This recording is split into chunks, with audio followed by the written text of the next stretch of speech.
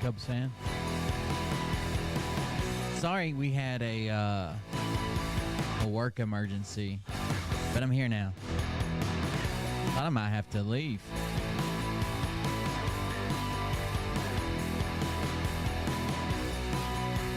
I found out my FedEx driver is just lazy. A lazy F word.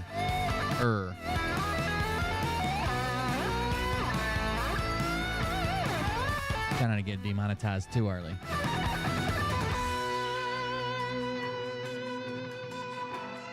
I'll tell you the story about the run-in with the FedEx driver. Douche.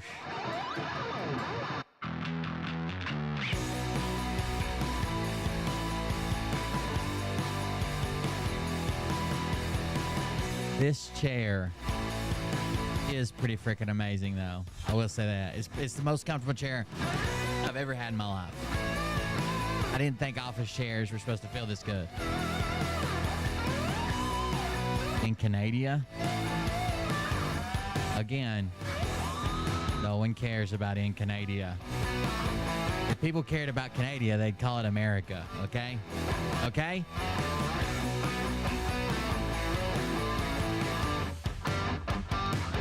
Yeah, so I did spend, it is expensive even though I bought it used. It's got a 12-year warranty. Even if I bought a regular chair, it's like $200, right?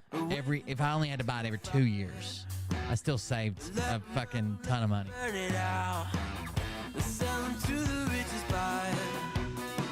They wanna let the world decay. They tell us lies and fade away, fade away. We feel betrayed.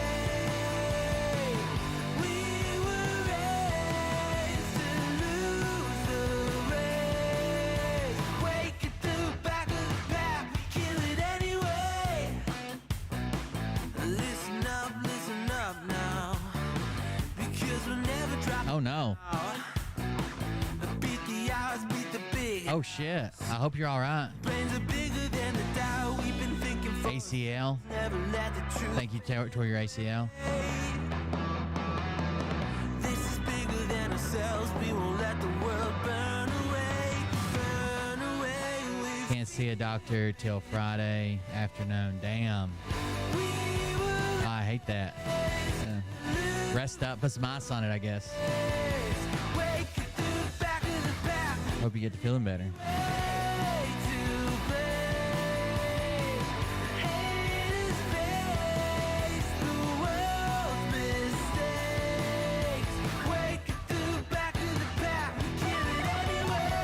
Also, the other night, thank you to everybody who tried to contact me about my live. I just saw another message. It reminded me of it. About my live stream being still being live. I don't know if the button just lagged out or something. I hit stop stream on OBS, and it was red when I checked it. And then about, I don't know, 5 minutes after I checked it, it finally stopped streaming. It was just streaming after the show, after the music. It was just streaming nothing. But the button was red and set off like it's green when it's green when I'm not streaming. Like you click it and then it's red while you are streaming. That's what I meant. So the button was green and it said start streaming, like it was off, but it was still streaming for some reason. I don't know. Hard to say, chat. Hard to say.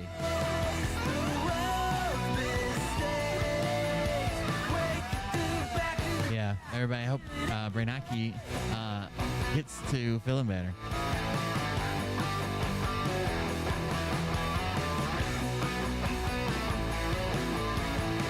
I don't have...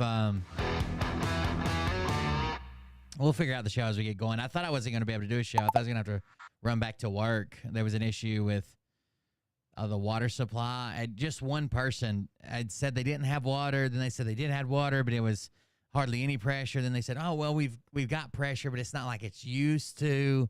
It's not like the usual pressure. So I didn't even fuck with it, but I thought I was going to have to when they said no water.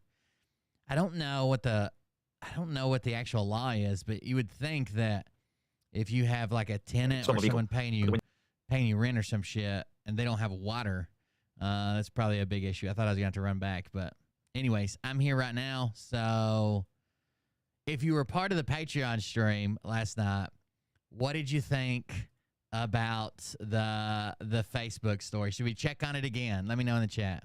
Here we go. Hey Daddies, it's me, the Linda Binda from TikTok. I wanted to make this video because I wanted to thank you for watching Cold Beer Confessionals with Will Bird. I think that's just incredible. I've watched a few episodes and I'm just like very intrigued. But you know what I'm most intrigued in is Big Daddy's meat stick. I heard that it's very thick, like a good old German sausage. You know, Linda and her coochie loves that. Oh, never mind. Let's not go there. Anyways, I hope you have a good show and enjoy it as you can. There's a lot of weird things that go on, especially when it comes from the realm of Linda Bindaland. So, enjoy the show. Thanks for watching.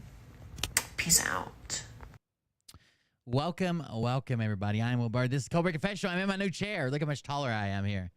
I pretty much love it. It is the Steelcase Leap V2 by a company called BTOD, Bravo Tango Oscar Delta.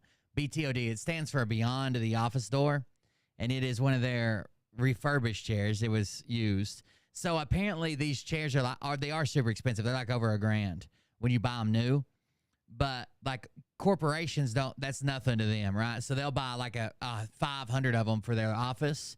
And then when they upgrade them, they'll buy 500 more and send these to like either the dump or if they're in decent condition, they'll send them to refurbish. So actually there's a video. It's actually pretty cool. Hold on. Let me see if I can find it. BTOD refurbish. We might as well talk about the chair for a minute. Refurbish process. We'll watch it in just a second. But, which is interesting to me because it saves a lot of shit out of the landfill, I guess. Anyways, they refurbish them. I met the FedEx guy. So if you don't know the story about this chair, I've been sitting in a broken chair and then a backup piece of shit chair that hurts my back for the last few days. And I ordered this chair. It was supposed to be here on Monday. It got delayed. Then on Tuesday, it was supposed to be here between 9 a.m. and 3 p.m. And I had to work, so I couldn't sit here all fucking day. So the FedEx driver says that he showed up and didn't deliver it because no one was at the business address, my office. So I was like, okay. Why don't you just leave it? I know I've talked to this guy several times. I'm like, you can leave any package. I've got a camera right here. My neighbors know I work night shift. My neighbors keep an eye on my packages for me, or they'll call me and text me or something and say, hey, there's a package outside, whatever. And it's a 60-pound big ass box, like a box that I could fit in. Who the fuck? There's not some porch pirate going to run up and get it, right? Anyways, so he didn't leave it. So the next day, today, I came down here and sat here from 11 o'clock until fucking 2, because yesterday he got here at 12:40, and I thought if I show up at 12, it'll be just my fucking luck that he'll show up early and say I wasn't there again. So today I sat here from 11 o'clock to almost 2 o'clock. At like 1:30, I just happened to be looking at my security camera and I saw FedEx pull into my parking lot at my building, right? And I'm like, oh, that's my chair. And I waited a minute and waited a minute. I was watching the security camera. He didn't get out. He didn't come around the corner. Like he pulled his truck. I could just see the back of his truck still sitting there. He didn't come around the corner of the building. So I got out and went out there, and this motherfucker was pulling off again, just leaving. And I'm like, hey, and he fucking stopped. Now I walked up to the truck and I was like, do you have a package for me? This is my address. Office, I think it's office number, whatever, blah, blah, blah. He's like, oh, yeah. Is that your car down there? I saw not only was my car parked here, but the door was open just so he couldn't say I was here. I knew something. The bird curse was going to strike again, right? So I was like, yeah, the door's open. He's like, oh, I thought it was closed. Like that would make a difference. Still needs a knock on it, right? And I was like, yeah, I figured you just leave it. I think we've talked before. You can just leave packages, right? I got a camera to explain the neighbors, blah, blah. And he's like, oh, yeah. He said, I said, did you not leave it because you thought somebody would steal a 60-pound chair or a 60-pound box? Because the weight's listed on it. It says 58 pounds because they don't want them like going to like jerk it up and hurting their back. It says 58 pounds right on the side of it. I was like, did you not just not leave it because you thought he was going to loot? You were going to, somebody's going to steal it? And he's like, well, it's up to the driver's discretion whether to leave a package or not. And I think that's for safety. Like if it looks like it's like in a remote area or like, I guess not a remote area, like a downtown area where someone would steal it immediately, blah, blah, blah. And this is their policy. I looked it up on FedEx.com. Their policy is it's the driver's discretion whether to leave a package or not. And he told me, and I think that's for like theft, or maybe it would be in the way where someone might hit it or too close to the road, or, you know, there's not a good place to leave it. I don't know. But he told me it's driver's discretion with the driver leaves a package or not, which is true. And then he finished that statement up with, it's kind of heavy too. So all that tells me is it is driver discretion whether they want to leave the package or not based on safety or theft or whatever. But he used that as an out because he didn't want to lift my box. Because he can't be saying it's kind of heavy, so I didn't want to leave it. Like the wind would blow it away. No. Someone would steal it? Not likely. I mean, it's fucking 60 pounds. If you're going to drive around lifting 60-pound fucking boxes as a porch pirate, you might as well just get a job in a factory. It's the same thing. They're looking for expensive light shit, not a 60-pound fucking box. Anyways, it sounds like he used the policy because he wanted to be lazy.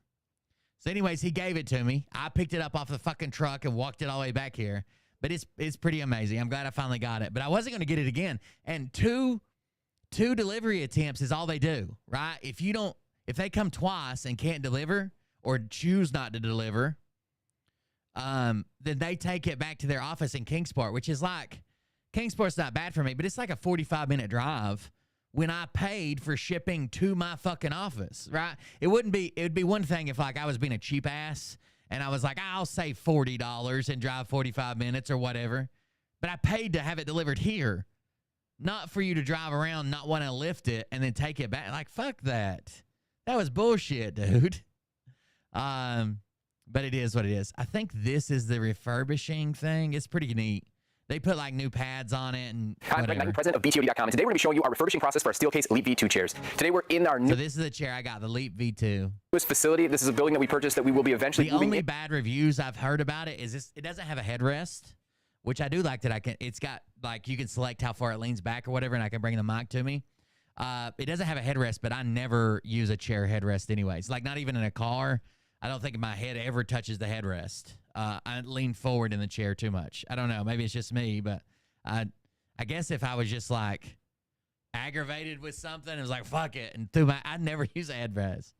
Into and doing the entire process. You can actually see behind me, we've got quite a few Steelcase Elite chairs here. Right now, we've got about 1,300 chairs on hand. If you're looking for a high-end office chair and you can't spend like an office chair between like $800 and like $1,500 and you don't want to spend that much, check out btod.com. BT, Bravo Tango Oscar Delta, BTOD, beyondtheofficedoor.com.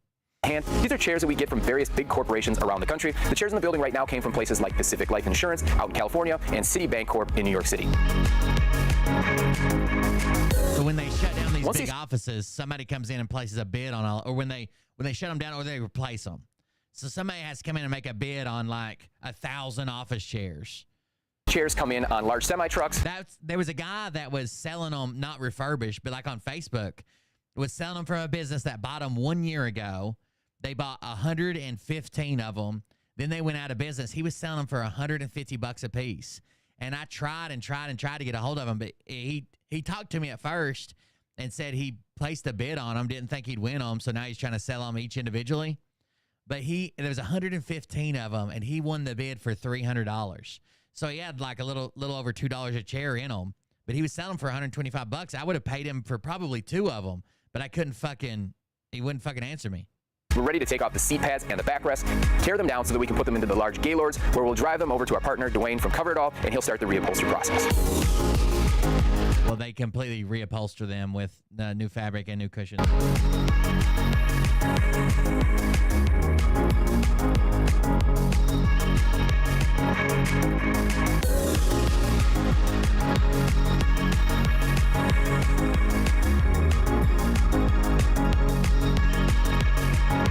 After VTOP drops off all of the seats. Are y'all crazy? You know y'all fucking y'all sit in public seating all the fucking time, right? Every time you go to the doctor's office, sit in the waiting room, you're like, wonder who sat in my chair and farted. At our shop. Are you crazy? One of the first steps that we do is remove the staples from the original shell and pull them out of the original material so that we can in turn put them in a steamer that softens the glue to remove the cover. Have you ever purchased a used car? You're like, nope, somebody farted one time while they were driving it. From the foam. Here is the steaming process. Kind of a neat background on this. I did a little research on creating a steaming process that would stay in an insulated box. Everything is piped in with holes drilled in, and it allows the steam to come up and infiltrate the material and the foam, loosen the glue, and very easily comes off on the other end. So after we get done steaming the backs and the seats, we come over to this process. The original foam that is on these chairs is a really high quality foam, but what we found that adds a lot to it is putting high density half-inch on the. So they reuse the foam after they steam it and clean it, but then they add extra foam to it as well. And here Crafty is spraying glue on to make that adhere to that shell. What they do after that process is take the shell, now has a new piece of foam, the high density half-inch on the bottom, and we put that original over the top.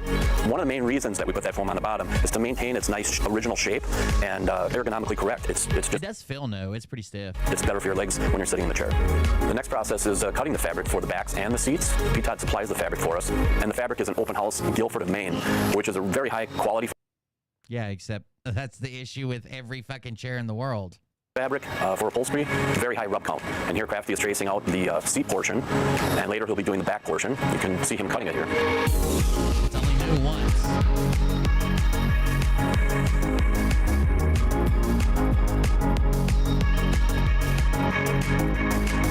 And then they do new fabric that's the same, I guess the same fabric that the factory uses.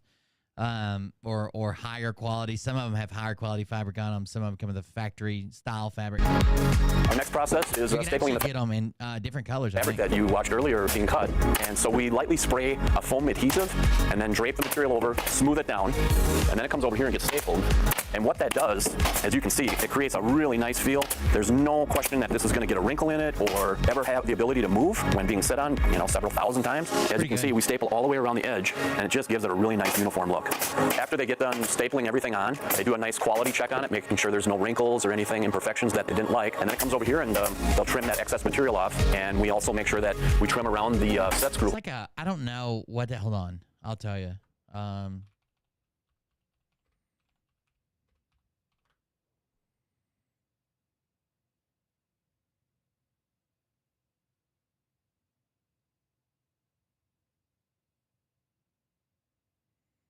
It's like a $1,400 chair. Where a plastic plate gets put back on over a VTOP. Here I'm going to be sewing this elastic piece, which it gives an additional stretch vertically to the back onto the base of the chair. This J channel, which is in turn sewed to this elastic piece. Best Buy's got it listed for $1,320 with some type of Memorial Day still going on. Amazon has it listed for $14.58. $13.20. That's a good deal. Oh, that's an Amazon seller too. That gets clicked underneath the bottom of the chair and helps support the back. That also will end up getting clicked into the back of the chair. I sew the elastic on first to ensure that it's centered on that piece of material properly. You want an almost exact amount of room on each end, so then I after wonder how many chairs this guy's fucking made the upholstery that for. is sewn on, I in turn put it's almost like an elastic plate that I sew in the back. I bring that down the first side, lock it in, and when I turn that corner, it's imperative that I have the right amount of space on each end. That helps give even more elasticity to that back, gives it a nice stretch vertically and horizontally, so that it gives it a really nice fit on that chair. Here I turn the back inside out, make sure my corners are nice and pushed out properly. And as This channel also does chair reviews. The BTOD TV or whatever, they got 70-some thousand subscribers. They review pretty high-end chairs, and even like Amazon budget chairs. They do picks from like $0 to like $300, $300 to $500, whatever. They do like brackets. you can see, you got a nice even amount on each edge. So all I do is bring this around. Every time I make sure that the seam is the exact same way, slide it on like a pillowcase. Then I bring it down here, make sure my seams are even, put my hand in here and make sure that that edge is pushed down nice and snug. I throw a couple of very short staples. That's the key on these backs. You don't want anything poking through the back and obviously feeling that when you sit down. So what I do is bring this up ever so slightly. The staples are going to go right on the other side of this ridge. As I'm turning the corner, I'm bringing it up so that you don't get any bunching. And then as I'm coming around my corner, I'm just making sure that I'm trying to even this out as much as possible so that you don't get any wrinkles on the front. That is the most important part. And your final product is a nice, beautiful taunt. No wrinkles. There's not much material on the back. This will click into the bottom. And it turned out beautiful, as you can see. And here our final process is, I like going over with a lint roller just to get any little pieces of fuzz before we ship it over to BTOD. And then they do the final assembly and shipping over there.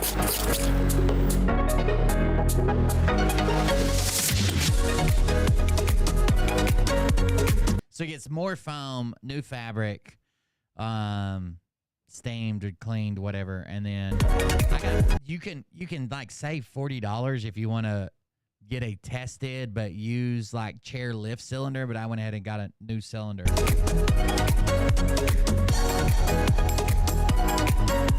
So when we get our seats and our back pads from Dwayne's Cover It All, they come in these large Gaylords. Once we receive them, we actually start to rebuild the seats back. So they have a seat slide mechanism that gets reattached to the seat before they get paired with the chair. So Derek over here is actually... There is a, so the, I guess you can, like if this is like the ass of the seat and this is the back of the seat, you can adjust how far the back like engages with the front of the seat. Like you can have it all the way back or you can have it slid forward. Going through that process, and you can actually see how he's rebuilding each of these seats back up with the seat slide mechanism.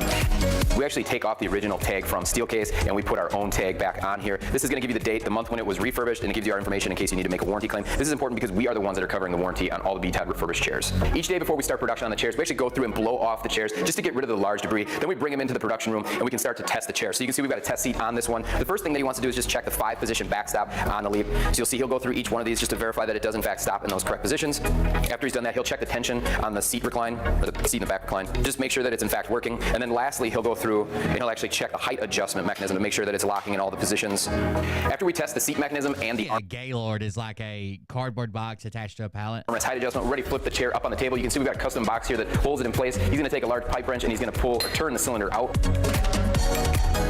Once he pulls that out, he's going to push the cylinder out of the base, pop the casters out of the base as well. Jesus, After we that was pulled the aggressive. old cylinder out of the chair, he's actually going to take a new cylinder. This one's a side-activated cylinder. What we do here is we've got a jig made. We want to make sure that we marry the cylinder that's going to ship with the chair to ensure that it works as it should so that a customer receives a fully functioning chair. This is how we test that process. You'll see he'll put on the seat, and then we'll go through, sit on the chair, and you'll see it go up and down and make sure that it works perfect. So now you're going to see he's going to use a strap wrench to pull the cylinder out. This is really important. So this is the cylinder that's going with the chair. We want to make sure we use a strap wrench so that it doesn't mar up the cylinder, so that it is still brand new when it ships to the customer. After we pull the casters and the cylinder out of the base, we're ready to actually go through and vacuum and clean up the bottom of the chair. He's got 2 vacuums on his workstation. This is important because we want to have a clean vacuum and a dirty vacuum. So this brush is used when the chair is dirty. The other vacuum you'll see later is for the upholstery. It's important that we use that brush too because it actually agitates the dirt and the dust on there and does a really good job of pulling out any of the dirt. And you'll see now he's pulling off the arm pads, and once these come off, he's going to be ready to flip that chair over to the other side.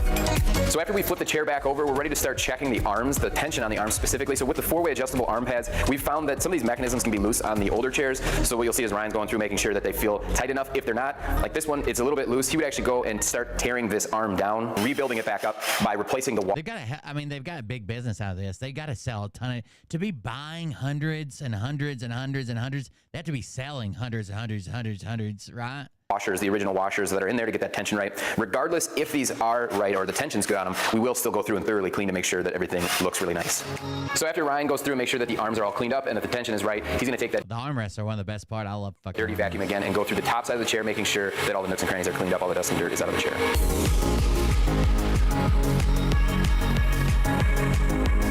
So after we go through and we use the dirty vacuum to clean up the chair, we're ready to use a back to black, or in this case, it's a combination of a back to gray and a back to black to match the midnight frame. The reason why we do this is the oxidation that happens naturally in the plastics. We want to bring it back to that new look. So we'll put that on the chair. You'll actually see that it looks a little bit darker than the frame should at first. At the end of the process, we'll wipe it down, which will take that color, make it match perfect to the original frame, and take the excess material that's on the chair, the solution on the chair, and remove it. And you know they're getting them dirt cheap. Who else, unless you're like a person that does refurbishing chairs, who else is going to bid to buy 400 chairs from an office in California? You know what I mean? Like, you have to be able to transport them all. You have to be able to store them all. You have to be able to refurbish them all, get them back out the door. So now he's ready to the guy here locally that bought them said he bought them by accident. final process where he's actually wiping down the excess material or solution on the chair. And once he's done with the actual chair frame here, he'll do the same thing for the chair base. The next step in our process is one where we re-lubricate the sliding mechanism in the chair. So what we do here is we use a white lithium grease. Just naturally, there's a lot of friction that occurs because these are plastic parts. And so over time, it will naturally stick a bit. And so what we want to do is we want to make it feel like a new chair. And this is the same type of material that they use, or same type of grease, excuse me. They got custom I was impressed with their packaging. All their packaging is like custom, like each piece, like it was cardboard. It didn't have any like styrofoam in it, but all the cardboard, all of it was custom cut out for like this style chair. So like the back had a thing like it slid down in and fit like snugly. The cylinder had like a place with like a round hole in it that is stuck in, and it was all like friction fit. Like custom packaging was nice. That they use in the steel case chair when they're new. So you'll see he'll get both ends. He'll actually move the chair back and forth to kind of work it in. Then he'll take it and he'll spray it to inside, and then on the glides again here you'll see. And once he's got it worked in, he's going to actually clean it up here, make sure it looks nice. So we're now ready to go ahead and attach the seat glides to the mechanism. You'll see that these gloves that he's been wearing here are considered to be his dirty gloves. So we would like to make... Well, most offices, well, it depends. So I'm sure they buy a lot from bankruptcies and layoffs, but they also, an office will go through like annual budget time. It comes time to spend their budget.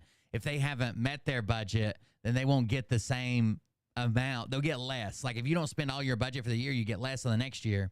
So offices will often replace chairs like every 3, 5, 7 years on some type of cycle. And then the other ones are still good, but they don't want an armrest falling off or anybody's chair to be fucked up one day or whatever, so they can't use them until they break. They just replace them all. Make sure that we have dirty gloves when we're doing dirty work on the chairs, and our clean gloves for the clean processes. He's ready to actually go ahead and reattach the arm pads now. So these are going to be brand new clean arm pads. So he'll go ahead and get these attached to the chair. Now that the arm pads are attached to the chair, he's going to attach the seat pad and the back pad. This is kind of unique for us. We like to have the chair almost fully assembled. It's important because this assembly process for the end user in the field is a little bit difficult. But Ryan's an expert at it, so you see he gets it slid on there, no problem. He'll attach the back pad here as well. So now that the seat and the back pads are on the chair, you're going to see that he's going to use the clean vacuum, and he's just going to go through the chair again, make sure that everything's nice and clean, specifically the upholstery here. It's important that the chairs leave in perfect condition, so once it's vacuumed, we'll go ahead and put a bag on it. This will seal the chair up so that when it gets in the box, we can guarantee that you're going to receive a nice clean chair. He's now putting the cylinder in the box here that's going to ship with the chair. The plastic that's on the chair is actually going to protect the chair too from any abrasion when the chair is rubbing in the box as it's being shipped across the country. You'll see this packaging here is something that we had done custom for us here at BTOD for our chairs. The last thing he'll do is pair the base with the casters that the customer's ordered. So he'll pre-assemble these to the base. He'll go ahead and put this in the bag, and then he'll place it in the box. One thing you'll notice too about our box after he puts this in is that we've got it designed so that it's easy to pull out and start your assembly. I roll my chair around a lot when I'm not on the stream, so I got the nicer, the rollerblade style casters. Another video for that if you want to check that out. He'll throw an assembly instruction set in there. Now that Ryan's finished boxing up the chair, it's ready to go out to shipping and be picked up at FedEx and ship out to one of our customers. Yeah, fuck FedEx. You should use UPS, but still. Around the country.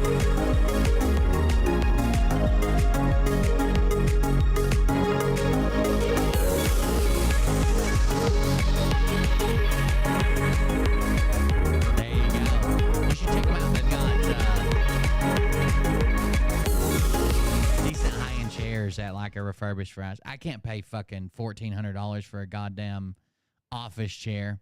Refurbished steel cage sleep and EMEA ship next business day.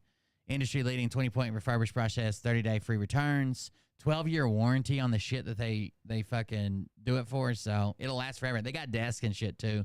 Desks and monitor stands and like standing desk and reception furniture. Like if you had a business, like it's pretty good. Anyways, fuck FedEx. Last night we went over to some Facebook stuff. Let's see if it's still available. I want to see if this has changed any or if it, oh man, they took it down. Sure. Damn it. What was the woman's name? What was the reporter's name?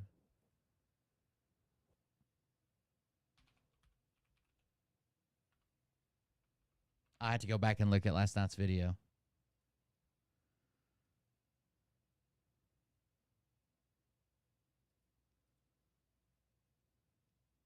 Thanks.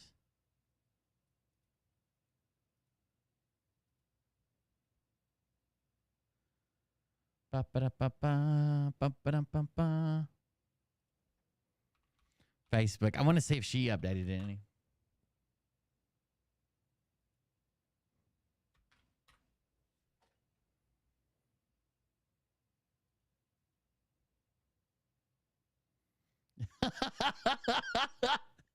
Yeah, she did. She never let go. She made a meme. If you don't know what we're talking about, you just missed it on the Patreon and Twitch subscriber show. We did a duet, a dramatic reading. Till death do they part. Venom. Yes, Never Stop. Rusty Shackelford. What kind of ending will this be? Forrest Gump, Cinderella? We need a conclusion, damn it. I'm so invested in this. Facebook, more like fuckbook. A lot of people sharing it. That was just recently. That was 20 minutes ago. Missing. Have you seen me? Have you seen Tom, also known as Vincent? What the hell? This whole saga is the best way that I could answer the question. So what's Toledo like? Did theater there for a summer and got the hell out. Hashtag unsolved mysteries. Hashtag what? Ha ha ha. Tom from MySpace. I hope Tom is not soap like his wife. What? So sad days. I was so invested. Did he go to Milk Island? Maria needs him. I'm fucking dead, sis. So he just ghosted her, and I don't think Maria ever answered because she doesn't have. I'm shook. I legit thought they were both bot accounts. Popping around the corner. Have a seat right here. I have a few questions. I love all you as much as Tom loves Maria. Tom Brown deleted his Facebook. Don't worry, I screen recorded. Oh no, Tom is trying to make me his new Maria. Someone else might have to take over the case. I have a new one in the works anyways, just in case. I'm just to make someone's day, send them your... Oh my God, Tom Vincent.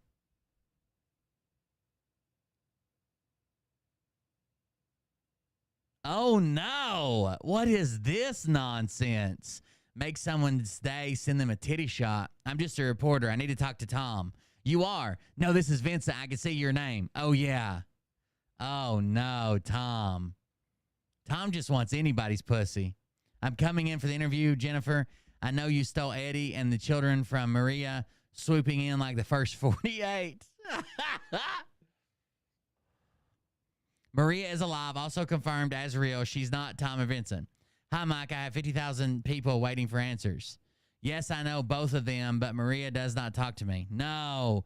Tom Brown is Vincent. Sweet man. I think they should be a couple. We literally are waiting for Maria to answer. 50,000 people. We have already solved the Tom Vincent dilemma, but we need to get them back together in the name of love. Oh, okay. I'll ask him. Damn it, Tom. Tom, tag Maria. Her messenger is broken, remember? Tom Brown, you better not be Vincent. And that's where we left off last night with the Tom Brown, you better not be Vincent. Not too bad. Let's check this out. there was some shit going on, okay? Tinkerbell was fucking stacked. You see that shit? She has some big old titties. Like that woman from the hockey game that's going viral with her big old titties out. A crime has been committed by AI and a disgruntled employee. I am so disappointed in Ray William Johnson right now because one of the most insane crime stories has just happened. So naturally, when I go over to his page to watch his video on it, I see this. Heartbreaking. So while one of my favorite creators on this app is out of duty today, in Ray fashion, let me tell you guys what the hell just happened. So this guy is a high school principal and he's about to have his life turned upside down by one disturbing email. How's that? Earlier this year on January the 16th, 3 teachers at his school received an anonymous email under this username with the subject line, Pikesville Principal, disturbing recording. When they opened it, a man High school principal disturbing recording, and we're going to hear the recording of this principal. could be heard saying horrific things like this. Between these ungrateful black kids who can't test their way out of a paper bag, and if I have to get one more complaint from one more Jew in this community, I'm going to join the other side. Shocked Oh my God. Oh my God. Black kids who can't test it. This is a school principal now. Black kids who can't test their way out of a paper bag. And if he gets one more complaint from one more Jew in the community, he's going to join the other side. What is the other side? The Nazis? Shocked and outraged, one of the teachers who didn't like Principal Eric in the first place quickly sent the recording to multiple media outlets and even decided to share the recording with a student who she knew would rapidly spread it. I think she should have lost her job for that. I understand if you're a teacher there and you get a recording of your principal emailed to you anonymously, sharing it with news media outlets, sharing it with the public, sharing it on your social media, trying to get attention to it. With what it had in it, sharing it with a student just because you know that student has a large following or is very active on social media, I think that should have probably got her in trouble. Across social media and throughout the school. And it worked. The recording went so viral and caused so much outrage that the school security needed to be tightened. And So not only did the school security have to be tightened, but the guy had so many death threats against his families coming in that they had to put round-the-clock security at his home. phone calls overwhelmed the front desk. Employees felt afraid. Teachers started taking phone calls in the parking lot fearing that the school was bugged. And as for Eric, well, he and his family received so many threats of violence, police officers had to provide Now, even though everybody's like, that's him. That's fucking him. That's the principal. I'd recognize his voice anyways. That's him saying this shit. That's 100% him. He claimed it wasn't him. He's never said those words. On the clock security at his house, he was suspended from his job, and according to a police report, one person told him the world would be a better place if you were on the other side of the dirt. But despite the public outrage, Eric still denied that he said any of those awful things. 3 months of hell ensued while he was labeled a racist until one day he gets a So for 3 months, he lost his job, death threats, had to have a security. Everybody turned on him. And then 3 months later, they found out it was all fucking fake. phone call from the FBI. They say to him that through a subpoena they issued at Google, they managed to trace that initial email back to an IP address belonging to a relative of an athletic coach at his school named Dajon Darian. Principal Eric told officers that he'd had multiple confrontations with Dajon in the past, and because of his repeated poor work performance and mishandling of school funds, Dajon's employment contract with the school wasn't going to be renewed. And after giving the audio file to 2 forensic experts and an FBI contractor, they determined that the audio file was fake and it was created by AI. So it's like an AI voice clip that like Brad makes for us, or like Kathy H and stuff. But where this guy's like a public figure, so Kathy H ones are not always that great. But this guy's like a public figure. First of all, the audio wasn't meant to sound great. It was meant to sound like it was secretly recorded. That's why, it had some echo, it had some feedback in it, blah, blah, blah. But this guy probably has a lot of speeches he's made, a lot of stuff that he's recorded. He's the principal of a school, so he's probably talked to the news before. So this disgruntled employee took those clips, fed it into an AI voice generator or clip generator, and made that clip, and then sent it anonymously. But the FBI chased him down. And Dajon was the person who created it. Police quickly obtained an arrest warrant, and they caught him right before he was about to board a flight at the international airport of Baltimore. This motherfucker was leaving the country. This motherfucker, he made an AI voice clip to get a principal fired that was his old boss. And he was going to flee the like, just do the time, dude. Baltimore. Officials said that this is one of the first cases of its kind in the US, and because of how damaging it was, entire new laws around AI need to be created to prevent this from happening again. And the saddest part— By the way, this is probably like one of the first cases that this stuff's happened. You know, there's been other shit about politicians or whatever made. But as far as somebody like taking it as real, spreading it, losing jobs, but you're going to see a lot more of this. AI is only getting better.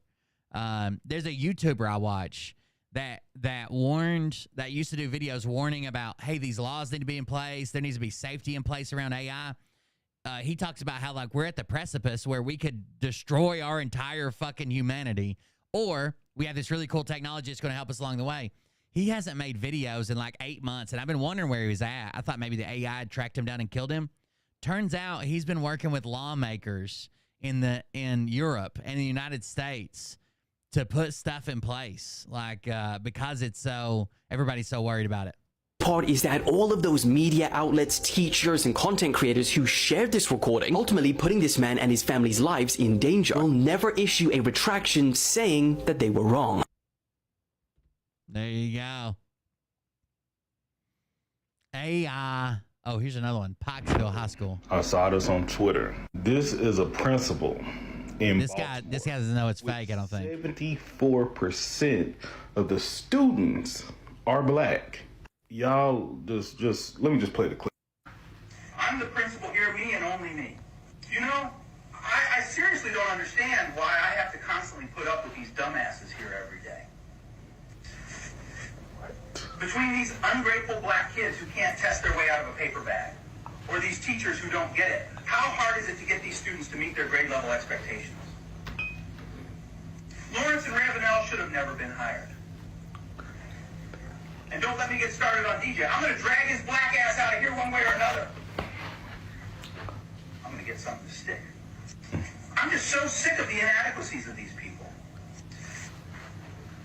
And if I have to get one more complaint from one more Jew in this community, I'm going to join the other side. What's the other side? What's the other side, G? So people were legit. This is back in January. January, people were sharing it, and basically it says Pikesville High School's principal Eric Eiswert is facing controversy of an audio recording that has been making rounds on social media containing racist and anti-Semitic comments. A union leader is denying that the principal, Eric Eiswert, made the racist comments and anti-Semitic comments in the recording, suggested it was faked using artificial intelligence. But of course, nobody was buying that shit, right? Everybody was just sharing it. Nobody was buying that shit. I wonder if we search his name, how many people made videos about it. Eric Eiswert's recording. People were freaking out over it. I seriously don't understand why I have to constantly put up with these here every day. These ungrateful black kids who can't test their way out of a... It was the old athletics director. Hey, that faked it players. all. So a principal in Baltimore County Schools is currently under fire after this leaked recording of him going on a racist rant has went viral. Y'all go ahead and grab your tea and have a seat.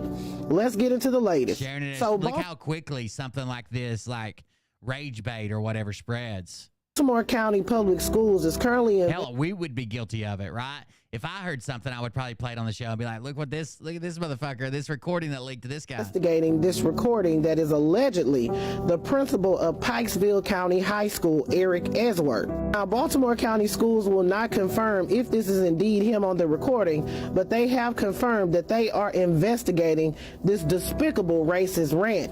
So in the audio recording, a voice believed to be Principal Eric Eiswert can be heard ranting about teacher inadequacies and low test scores of black students. He also complains about Jewish families in the community. He says that he is sick and tired of being sick and tired of Jewish parents complaining to him and that he's going to go rogue if they keep it up.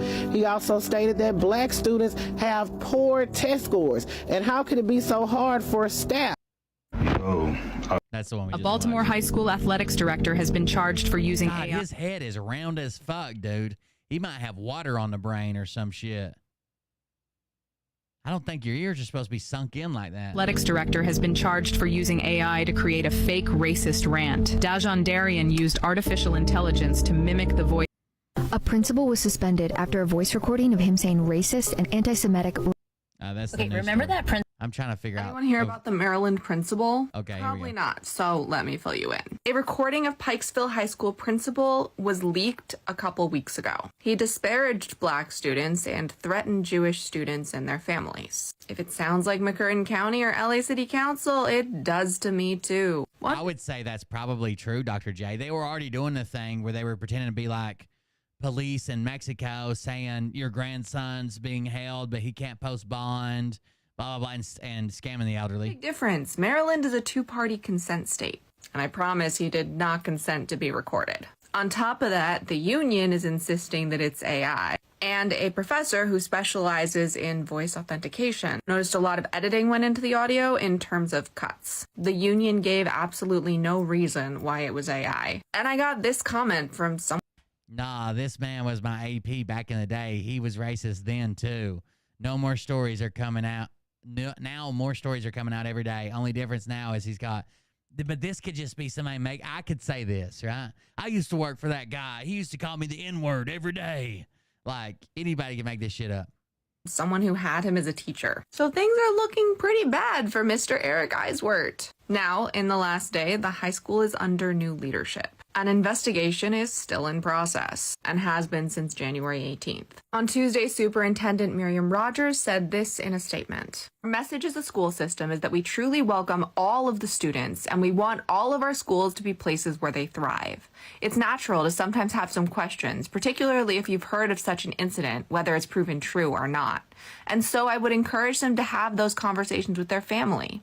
I would encourage them to have those conversations with counselors, with teachers. So people are now giving this lady here hell. So someone says, I just got visions of it's AI becoming the new I was drunk fall line. And this woman says, unfortunately, I think you're onto something. Everybody's going to be saying it. Then people start coming in saying, care to do a follow-up on the video now that the teacher who made it was arrested? It was AI. Then she says, yeah, I'm just reading about it now. Oh, my God. But at the time, she was like, oh, they just said it was AI. Teachers and other staff that they want it to be true. Positive connections with. The great hacking. Now, word on the street is that Principal Eric Eiswert of Baltimore County Public Schools was apparently caught on audio, allegedly making racist and anti-Semitic remarks toward students, teachers, and parents. But don't take my word for it. Just watch. Press play. Other news are following tonight. A disturbing audio recording is circulating in the Baltimore Ooh, these are community definitely tonight. bad takes. The recording is alleged. If you followed these people and they didn't come out and say, hey, this is bullshit, I wouldn't be following them anymore. The principal of Pikesville High School making racist and anti-Semitic comments. I'm the principal here, me and only me. People are on all these posts saying, can we get an update? How about an update? No. Can we hear the update? Me and only me. You know, I seriously don't understand Very why I have to disturbing. put up with these dumbasses here every day. Between these ungrateful black kids who can't test their way out of a paper bag, or these teachers who don't get it, how hard is it to get these students to meet their grade level expectations? Lawrence and Ravenel should have never been hired. And don't let me get started on DJ. I'm going to drag his black ass. So this is a follow-up in connection. People still asking for updates. That caused the Baltimore County Public School System to investigate one of their principals. Eric Eiswert is under investigation for an audio in which he goes on a racist rant and makes threats towards faculty members. Now, Eric is the principal at the school in question, and this is a longer video because there's even comments saying, no, bullshit, no AI here. That shit freely flowed out of his ugly mouth. He don't need to be in that job at all, racist. Like, there's no way it was AI. We may have another McCurtain County on our hands, but it's a little more complicated this time. So the story goes that Pikesville High School principal in Baltimore, this is the first video she did, Eiswert, made racist and Judenhass comments in a recording. They accused black students of being ungrateful and not smart and lament Back on February 1st, I shared a story about Baltimore's Pikeville High School. Oh, she did an update at least. It seemed like he got caught saying racist and anti-Semitic things. And it felt very similar to the LA City Council situation and to McCurtain.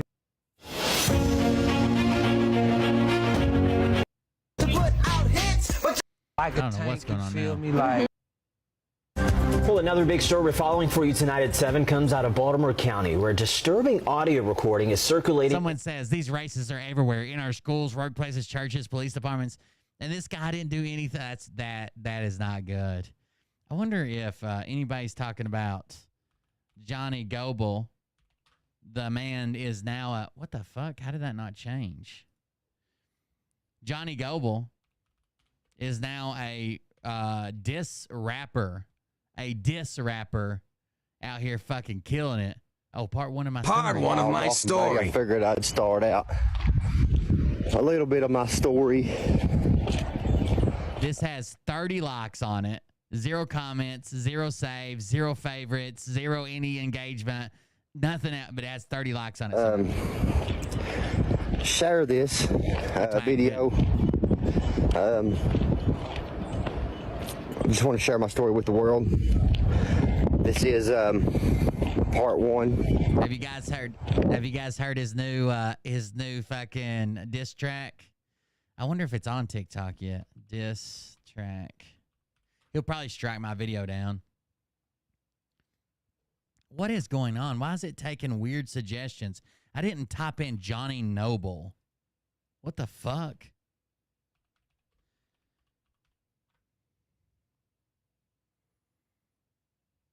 Oh my God, what is this? This is him with his daughter. Talk. I'm pulling up on you, nigga. Put some respect on my name. You already know what it is. Put some respect on my name. Put some respect on my name. Oh, he looks so cool. Talk. I'm pulling up on you, nigga. He's like the meth head version of Derek Johnson. Dagburn Gobble Nation.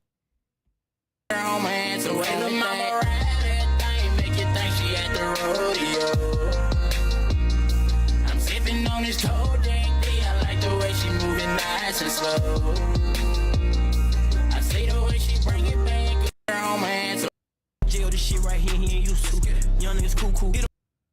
If anyone can donate to If anyone can donate to Redneck Truckian on Cash App, it would be. If anyone can donate to my brother, who is mostly.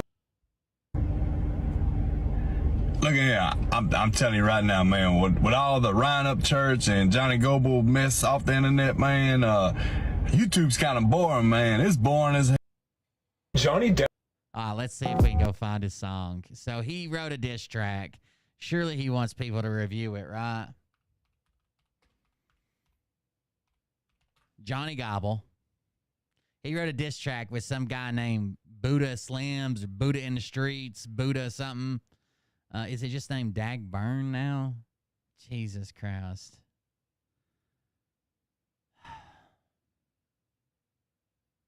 Add Up Church forgets his lyrics. Here it is. Are you ready for this?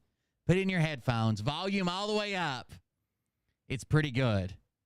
It's 100% on par with Crypt Keeper or whatever his fucking name is. Oh, Dick Peeper.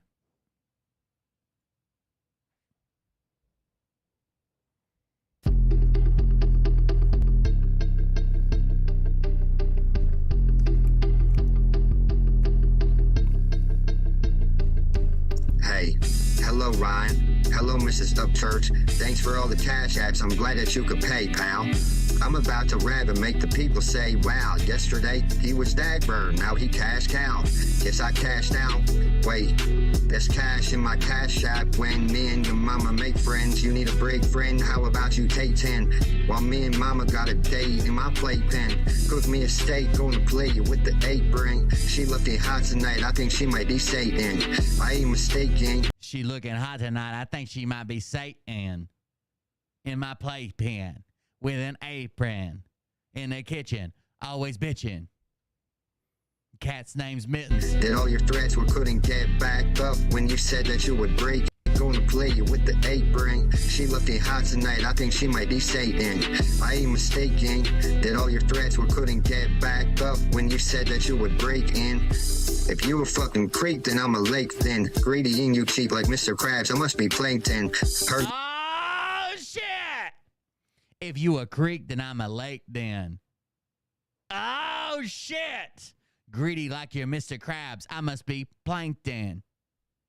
You owe a lot in back taxes. How's that tax bracket? Shouldn't have skipped all those math classes, but you take them. Surf's up, I'll ride your wave while I hang 10.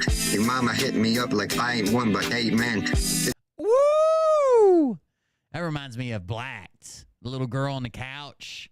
Your mama hit me up like I ain't one, but I'm 8 men. Up like I ain't one but 8 men. It's my beginning, but I'll grow until I'm ancient. Anybody rooting for you, think of them as fake friends. You got a new girlfriend like every day, cause you can't keep them. But what the fuck do I know? This guy got mommy problems, desperate or desperado. Cause I don't see the gold along the road or on the grotto.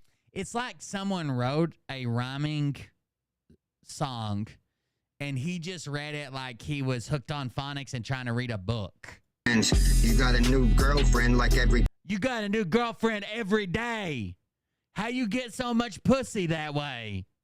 day, cause you can't keep them. But what the fuck do I know? This guy got mommy problems, desperate or desperado. Cause I don't see the gold along the road or on the grotto. You lying through shade, your karma hit you 2 ways. You'll go back wishing you wore diapers instead of blue suede. And dodge me like a viper on the throughway. I tell you motherfucker, I'm your daddy and that's touche.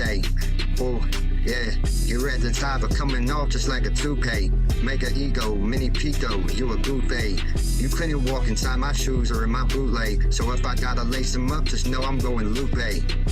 I had to cut my ties, no shoelace. If I choke him out, the only way he'll get a blue face. He really lying, not a Leo though. He just crying, Ryan. Ironically, just a duck on a goose chase. If I was Shaq, I'd say back's tough work, but he ain't knocking. He know he ain't buck, he only butt hurt. You feeling down? How you up, church? Got me devil worshiping and now I'm screaming, fuck church. Hey. Who would've knew I'd be the dude who gotta do you in? But what's it to you? Now it's screw you, my name Buddha Slim. You wanna throw down, I think they want a showdown. And here you are again when I was told there would be no clown. This guy is sniffing ketamine and mine's a coat they never clean. I'll come through and your likeness and your body to the evergreens. I'll give you such an ass whooping you ain't never seen. This dude, this means clearly you need Jesus on the mezzanine. My dude, my Ryan, always taking all these extra jobs and going crazy. Think he's shady, maybe he think he a thug. Fuck you, pay me, fucking baby. If you could use a hug, I hate your mom, cause you ain't Tom, you swept that shit under the bra. I from with the music before you got strung out, stupid, blowing 8 balls in your pockets. Now I'm gonna take the cue stick. You a dead weed in the ground, so kiss my ass with your tulips. I'm making you my son, cause you ain't tough, you just a rubit. I ride it till the wheels fall off with my homie Goble. Hit up my people cause they see you whenever you mobile. You should've piped down, but you was never noble. Your fans don't understand, your bars are ass with no proposal. I'm reppin' Buddha gang, they stop until I hear a sorry from you to everyone like a Uber stang. Yeah, you dosing homie, having withdrawals with stupid bank. Can't afford the drugs or even soap, I heard this dude's a stank. He not a rapper, he a heck, I thought he knew his rank. He not that sick, he just a pig who never knew a thing. They off the narcotic cycle, don't want war, stop it. Bitter ass won't say shit cause you know it bring more profit. Woo! Johnny Gobble, bro. That'll probably go double amphetamine instead of platinum. I don't know. It's hard to say. Taking over the world, honestly. I see people out here using AI and they calling their shits bangers. AI's doing it for you, motherfucker. It's not a banger. Well, he's in charge of it now. He knows. Hey, who in the hell am I going to drop on next? Tell me in the comments who I should drop on next. Who should I drop on next? Whose chat conversation should I drop next? Huh? That's my Tabasco knife. Cut, cut, cut. We got some. We got more. Hey, let me tell you something. They get better and better and betterer than me, than my brain. So yeah, down there in the chat, let me know Let me know who you think I should go. Look, I got some conversations with Toothless Wonder. I've got some conversations with that motherfucker from Florida up there. You know, that fucking dude with the beard grease on him all the time. Lives in a camper or a camper trailer. Which it don't matter where you live at, but you know, he's a piece of shit. You know what I mean? So, yeah, I got some conversation with him. Who should I drop on next? I got a lot. Hey, boy, is this what you was talking? I'll tell you what I'm getting ready to do. I'm getting ready to shake. Oh, let's not forget that you guys are trying to ruin PBR too. Let's not forget that. The same people are trying to. They're trying to do the same thing to me. If you're already retarded, can you smoke till you're retarded, or? Hey, Martin Speaks. Me. Here you go. Here's what's going on. I'll tell you one thing. This sumbitch in diss track is making. Hey, Martin Speaks. Me, you, Psycho Babble, and a few of us need to just do what you said. Let's start this class action lawsuit against Ryan Upchurch. How about that? Let's get it going, guys. Let's get it going. Hey, Martin Speaks. Me, you, Psycho Babble, and a few of us need to just do what you said. Let's start this class action lawsuit against Ryan Upchurch. How about that? Lawsuit. Let's get it going, guys. Let's get it going. Hey, Martin Speaks. Me, I tell you one thing. This sumbitch in diss track is making a lot of stink. All over the place. Everybody's talking about it. Everybody's talking about it. Crazy fucking thing is, though, they talking about it. One of them, anyways. Triple T, he's a reactor, right? Why wouldn't he react to my diss track? But he'll talk about it. He'll talk about it, but he'll not react to it. Maybe it's bad. Ain't that some shit? Wonder why that is. Well, I'm gonna make them react to this next motherfucker. They gonna have to. They gonna have to. Alright then, make sure you go check out the diss track. Upside down while I'm sitting on the toilet taking a shit. I tell you one thing. That was intense, dude. So. While I'm taking a shit. You know what's funny? Is that I have to explain this bar. You know when everybody was saying fucking, you got this money from Patty, you got this money from Patty. And it was just all made up. Patty never even give me that. You know what I mean? That's not true. We saw Cash App receipts from both ends. Patty showed that she had sent Johnny Gobble money, and Johnny showed that he has received money. We saw screenshots from both sides. Why would, if it was made up, then y'all made up the screenshots and shared them, fine. But what would be the point of Ryan's mom making fake screenshots of donations she sent to you to drive Ryan crazy? They were on speaking terms at the time. So, but I was referring to the lawsuit that I'm named in. You remember the $25 million lawsuit? My name's in the lawsuit, you know what I mean, for some cash apps or some type of shit. So he was only referring to the lawsuit. He never got any money. He's just named in the lawsuit. You people are retarded. You people are retarded. They think that Ryan's bullying them online and they can do a class action lawsuit. Listen. And the other shit, that's just how disses work. It ain't like I'm out here having a dagburn fucking sexual relationship with Patty. God, are y'all stupid or something? Are y'all stupid or something? I've died. I've died. You know what's funny? Is that Hey y'all, make sure you go check out the diss track. But today is Taco Saturday.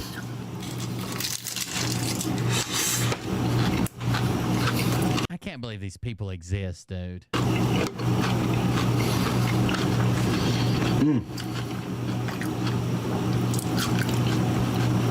That's some good shit. Is it?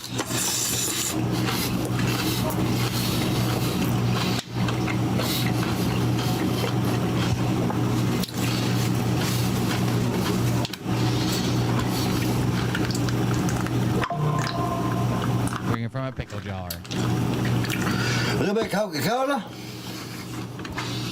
You're getting it right. Join us tonight for the live stream at 8 o'clock. God, the suction. on it. Who eats tacos with that much suction? Good.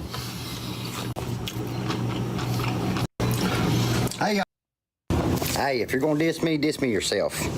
Don't use somebody else. All right, here we go. We got some court documents to read. To respond to the request for admissions by sending Mr. Henning. Now, this is Amanda Decodes. She lost her kids. She says, wait till this Thursday. Shall be interesting. Not sure how any narrative could counter these truths. Who wants to see some court docs? And she shares these, okay? Now, she lost her kid. Her husband left. She's not. Her husband's living with his parents. She's not allowed to that property because previous issues. She was arrested for admitting in the sheriff's department that she has violated her no contact order several times. She claims that the company she worked for was fake, and they sued her for slander. They were never real, and she's being used by Trump to show how the court system is fake. Got all that? Here we go. To respond to the request by admissions by sending Mr. Henning an email on March 28th, 2024, even stating to Mr. Henning that his failure to respond is an implicit admission to the request for admissions section in the discovery documents. Wisconsin statutes state that a failure to respond to a request for admission results in the matters being deemed admitted. Therefore, all requests for admissions outlined in the request admissions, interrogatories, or requests for productions are admitted by Mr. Henning, including critical admissions related to claims in this case. Admitted facts. The admitting facts include Mr. Henning's intentional actions such as abducting and concealing Miss Henning's child, theft of Miss Henning's home, destruction of property, making defamatory statements, and converting Miss Henning's property without her consent. Leave no genuine dispute as to any material fact regarding Miss Henning's claims for civil theft of property, conversion, and defamation.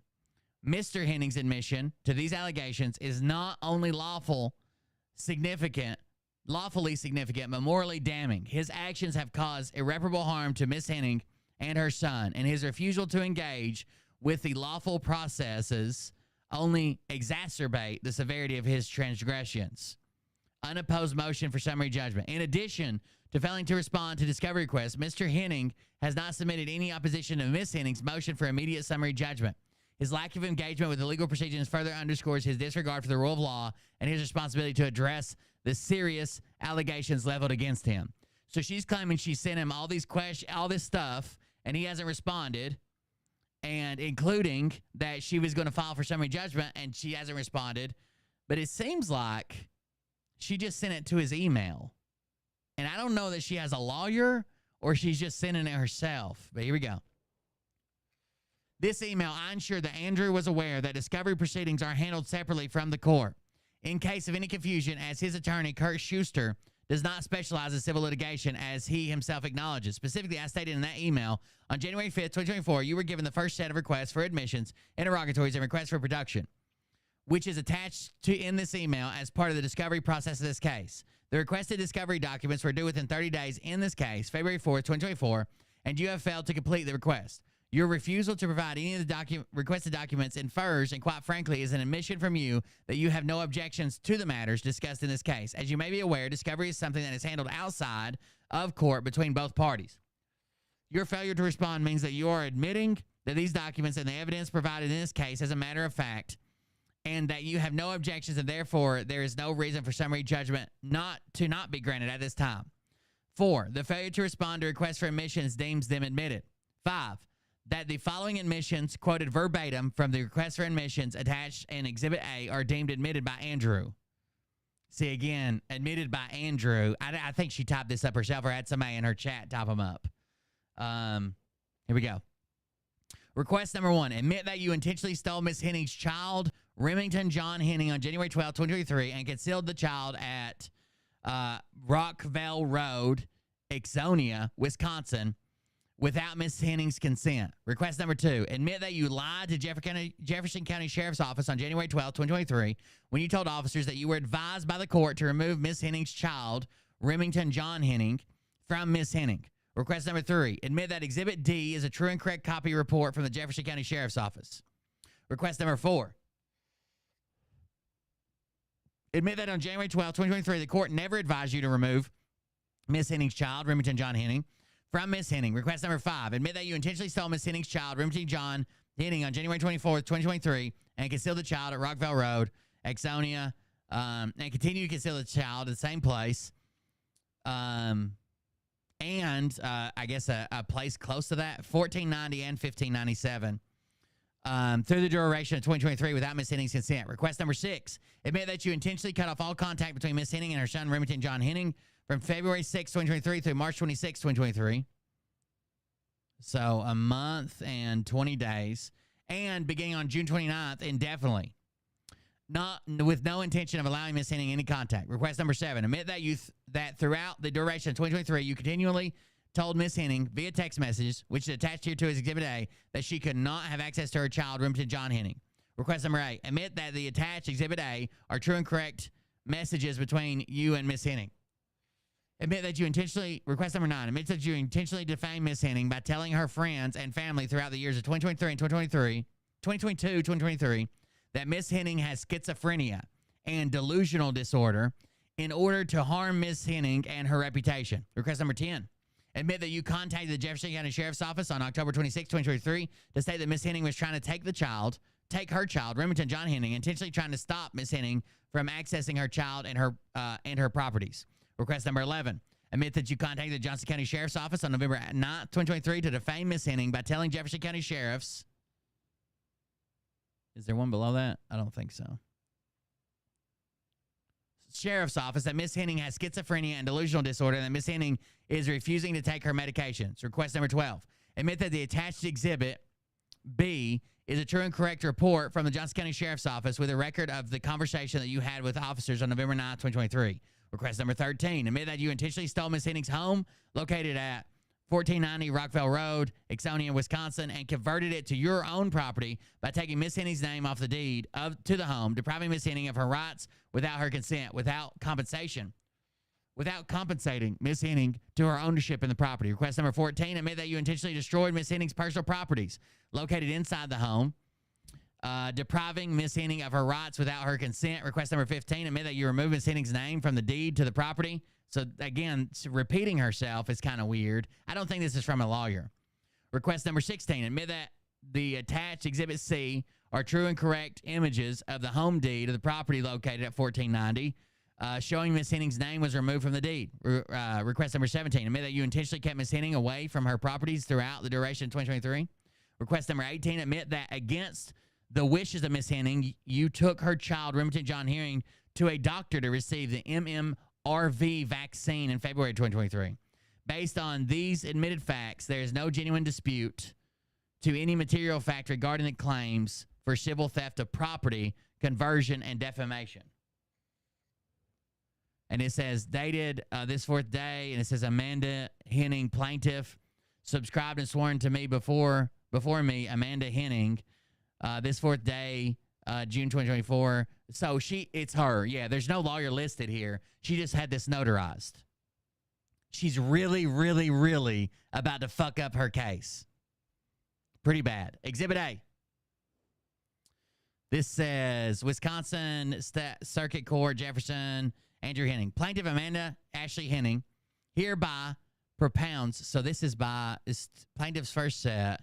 Andrew John Henning, Amanda Henning, plaintiff, no lawyers listed. And she's not sending this to his lawyer, even though he has a lawyer. She's not sending this she sent it to his email. Plaintiff Amanda Ashley Henning hereby propounds the following requests for admissions, interrogatories, requests for production of documents to be responded to by Andrew John Henning in writing and under oath within 30 days. Instructions. She got this off like a copy-paste website. Each answer to an interrogatory and request for admission should be preceded by identification and verbatim quote of the interrogatory or request for admission to which the answer responds. Each interrogatory is to be answered separately and fully in writing and under oath unless it's objected to, in which event the reasons for objection shall be stated in lieu of an answer. Failure to answer a request deems it admitted. If any answer is based on information and belief. So this is just the instructions how to do it. Definitions, you, your, Miss Henning, person, Person means any natural person, any governmental agency, and any private firm, corporation, association, partnership, joint venture, or any form of entity. Or means the disjunctive and the conjunctive. Objections. If you object, okay. Admit that you intentionally stole Miss Henny's child. So it's the child thing is like 4 times.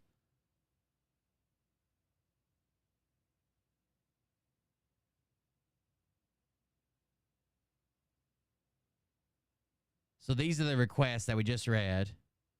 There's 11. Stole. Admit that you intentionally destroyed a property. Admit that you removed. Admit that attached exhibit C is true correct copy of a home deed. Admit that you intentionally kept Miss Henning away from her properties.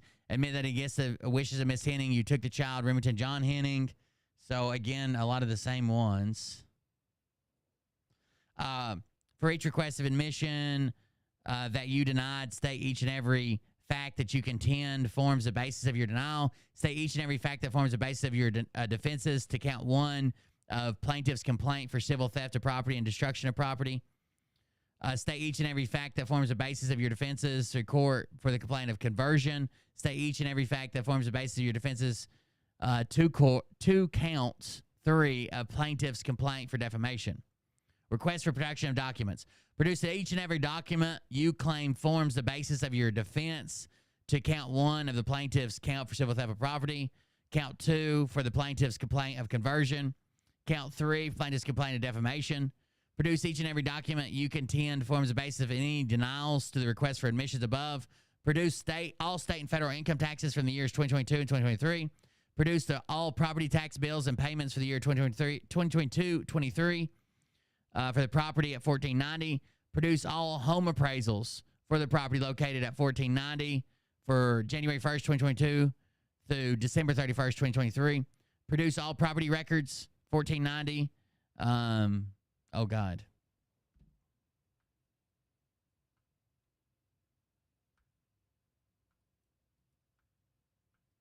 Produce all records, including statements regarding your checking and savings account, whether solely in your name or in the name of jointly with someone else or held with you in the name of someone else in any and all banks and other financial institutions through 2023. Produce all records, including all statements regarding any credit cards in your name. Produce all phone call logs, including cellular phone, landlines, SMS, text message, emails, as well as comments, postings, and private messages from all sources of social media, as well as all communication saved on any form of cloud storage. All communication from January 1st, 2023 to December 2023. Yeah, this is not from a lawyer. You can't you can't demand production of all communication to everybody at any time. Yes, he has no contact against her. Produce all records of communications with, as well as payments made to Holy Trinity Lutheran or Tree of Life Learning Center in Okeechobee. You're really Okeechobee. Oh, thank you, Dr. J Banana, for $20. Dr. J You're a Banana really tipped sick $20. bitch. Can I get the name and number of the FedEx guy? I'd like to send him a big thank you for his dedication and to invite him over for popsicles. Oh, I'm sure. You're probably family with him, huh? You guys are probably family. Thanks a lot for taking my side.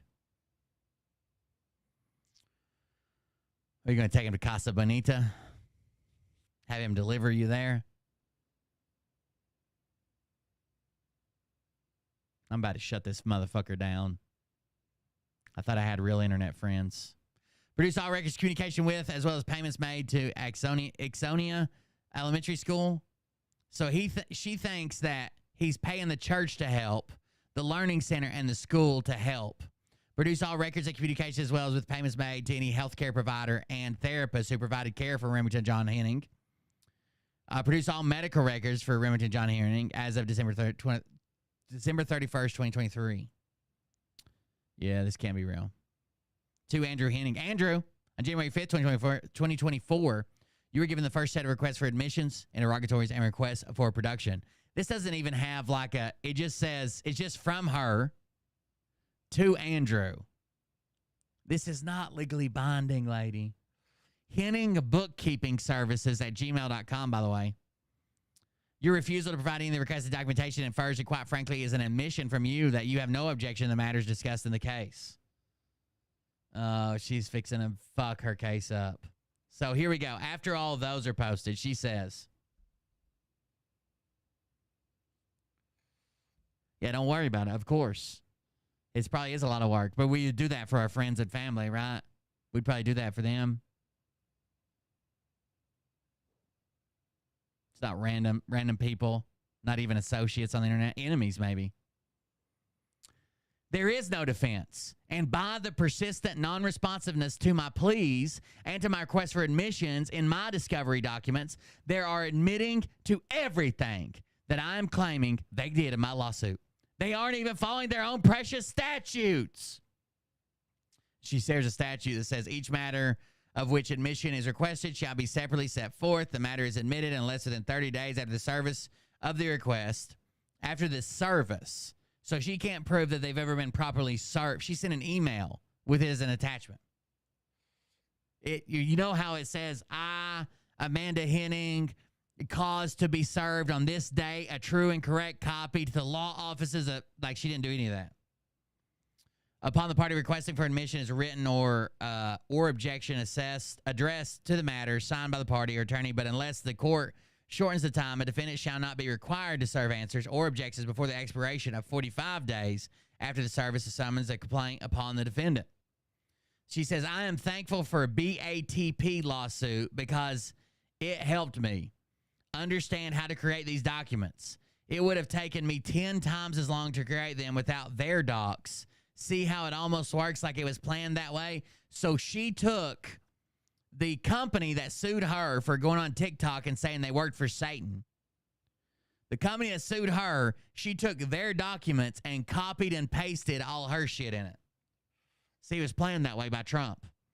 In large claim civil suits like these, there are no pre-made forms. You have to create your own. So I decided to do some studying and then use the BATP documents as a guide on how to format all of it. At the last hearing for the lawsuits on 3/18/2024, Kurt Schuster, the divorce lawyer who is representing Andrew and his parents in the lawsuit, because deductive reasoning will tell you that they probably wouldn't have been able to get the different lawyer because they knew what they did was unlawful and not moral. No other lawyer would have taken it on. They believe Kurt is protecting them. Kurt said at that hearing, Your Honor, I'm not a civil litigator. He literally was saying he doesn't do civil lawsuits. Well, Andrew and fam, maybe you should have thought about what you were doing, playing the game, before getting yourself stuck in the muck, as Remy always said when we were rhyming words together. What an upside-down world we are living in. Time to stop playing the game, people. It's a final chance to do the right thing. Ooh.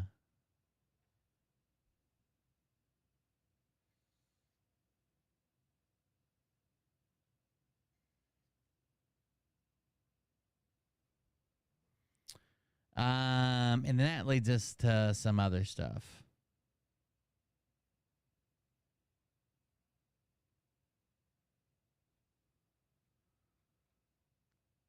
Isn't it interesting? These old decodes are coming back to life. 8/4/2023 was the divorce trial.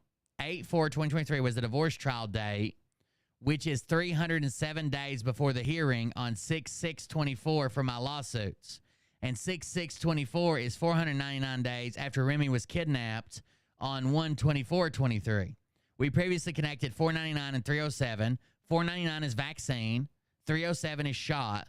Remington is a gun company. Remington is a child. The shot heard round the world, the return of all the stolen children. You see how that connects? Evil! Yeah, the father has full custody because she's a fucking lunatic. What is this trend on TikTok? Shut up. Tutti I giorni, manco un buongiorno. Oh il mio, nell'ultimo messaggio che avevo risposto. Avevo risposto. The trend is just being Italian? Devi sapere che se tu sei l'ultimo, no, se la mia mammina è l'ultima a scrivere, non ti riscriverà mai, cascasse il mondo, capito? Oh, uno guarda, sembra una maglia alla spalla. Invece no. Coffee. coffee, this is just we covered that one bitch that does this, the AI person training. I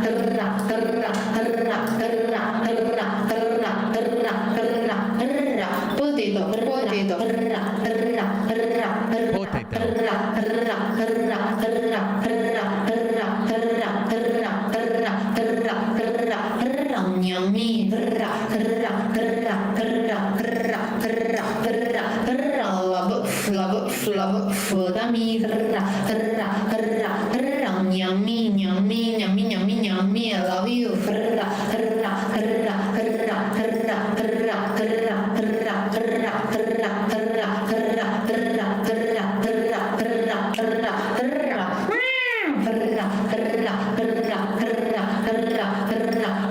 Oh, guarda, sai che sto mangiando? Potato, coffee. I love you.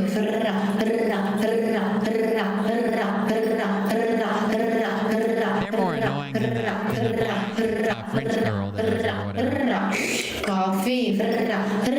You are incredible. You are the star. You are incredible. You are the star. You are incredible. You are the star. Valo, thank you.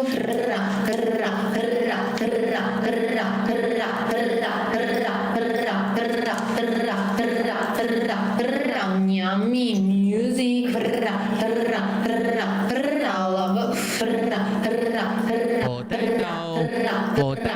I did a stream like this. You guys remember that? My sister was there. She was like, "This is so fucking fun." Mute it. I don't give a fuck. Mute it. Here's the latest from our friends over at Goldco. This is golded.co. Golded.co.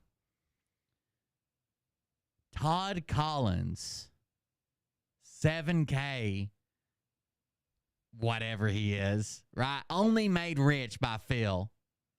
Only made rich by Phil is now teaching a 1 month long gold trading course for $10,000.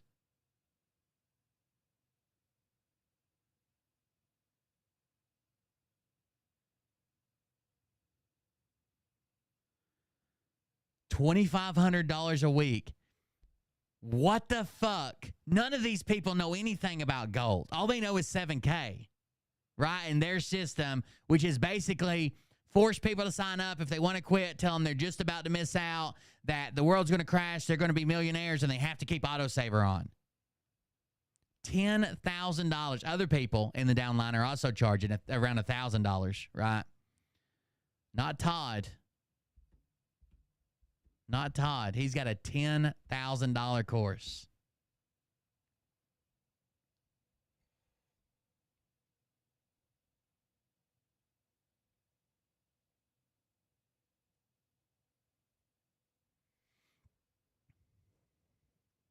Dude's wild.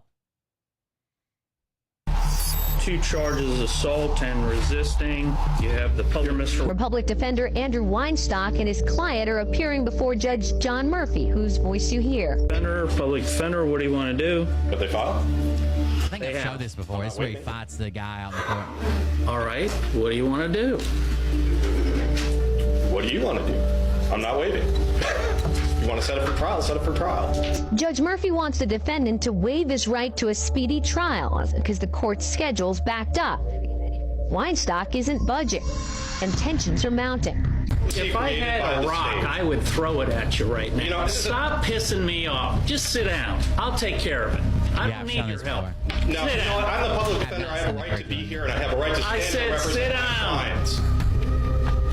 If you want to fight, let's go out back, and I'll just... I think this is where he takes him out. He takes him out. This judge says, if you want to fight, let's go out here. The judge takes him out there and whips his fucking ass in the hallway. Let's go ass. They both head to the hallway behind the courtroom, just out of the view of the court's cameras. Believe it or not, they get into a physical altercation until Judge Murphy returns to the courtroom. The judge comes back. That guy's lawyer does not. Thank you.